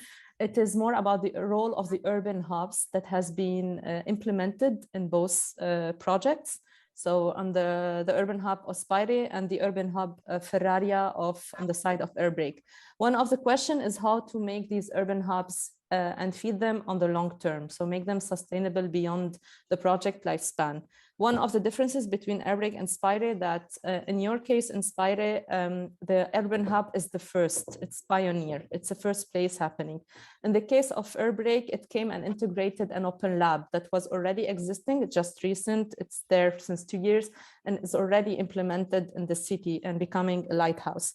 So one of the synergies probably to build in the future and to explore and integrate knowledge is one, how to feed the economic sustainability of these spaces and their programming to play a role as urban centers that dialogue and drive citizen engagement on environmental challenges, and how they can be as lighthouses to not only make capacity building and bridging, but also make visible the messages and make visible the capacities and the ecosystem that is operating at urban level to address these challenges. So the question of networks of these urban centers can be something to explore on the future, because they can be also a drive for behavioral change and also citizen engagement. So I can stop here, but if anyone would like to add on what I have said, just feel free to do it. Maybe Sorin? Or from SPIRE? Otherwise, we can move straight to the third room with Sabina. Or Eugenia, of course, if you want to complement. Hey. Yeah. Okay, I believe there's nothing. Okay, I just can say maybe it's, since we have this strong interest in promoting this idea of co-monitoring on environmental aspects and with this physical and digital both dimensions, I think UIA could be really a good booster for making networks on the projects that as our projects also have are dealing with this challenge. And yeah, so this could be a great outcome of this day. Very good insight. Okay, I will take the floor, and we are now at the final panel. Hopefully you can see it. No, it's all black. Not yet. Sorry. It's happening. I don't know why. After the last Zoom update, this has been very difficult. Let me know if you can see it now. Yes. Perfect. So we have been the discussion on gamification and behavioral change. In what concerns with the knowledge that we both of the projects have can transfer, lack, and need from each other. Just to summarize, Airbrake does have a more personalized approach. They have the expertise in designing game narrative, and that can also be transferred. A lot of focus in the project is on custom approaches, custom solutions. They engage more target users. We inspire, we do leverage on youth involvement a lot, but they have involved, for example, students, employees, citizens in general. The rewarding is also on virtual and real incentives as well in Airbrake. And of course, there's a lot of knowledge on solutions and technical and organizational tools and solutions that can be transferred, as well as keeping participants engaged. On our side, we are on the project, on the SPIRE project side, we have the approach of the overarching approach of putting a price on things. For our project, it's environmental action, but we have this methodology of tokens as tools and tokens as vectors of behavioral change. We do have an overarching solution that can be flexible enough to adopt new interventions, flexible enough that can mold into new scopes. This is something that we can transfer. It's the approach that is also scalable. So for example, if we want to expand the base of users or the complexity of the ecosystem, this can be achieved from a technical standpoint and a procedural standpoint. And because of this, because we looked at what each of the projects lack, for us, it's a more custom tailored approach. It's more sustainability at local level, how to reach all the target groups. For Airbrake, it's a more an engagement of stakeholders, another model of involving local stakeholders as sponsors for real prizes, but also the synergy among various campaigns. We think that there's a real complementarity because on Airbrake side, they have the project does have a lot of very high performing campaigns that are targeted, that are wide in scope, but very, let's say, custom tailored and can be successful this way. But the challenge was to achieve an overarching harmonization and connection, let's say the fil rouge, the red string that goes and connects all these initiatives together, whereas we do have the red string, but we would like a little bit more to understand how we can custom tailor the approach in our gamification and our ILO platform to different target groups. So alternate models of communication, designing for specific activities for people.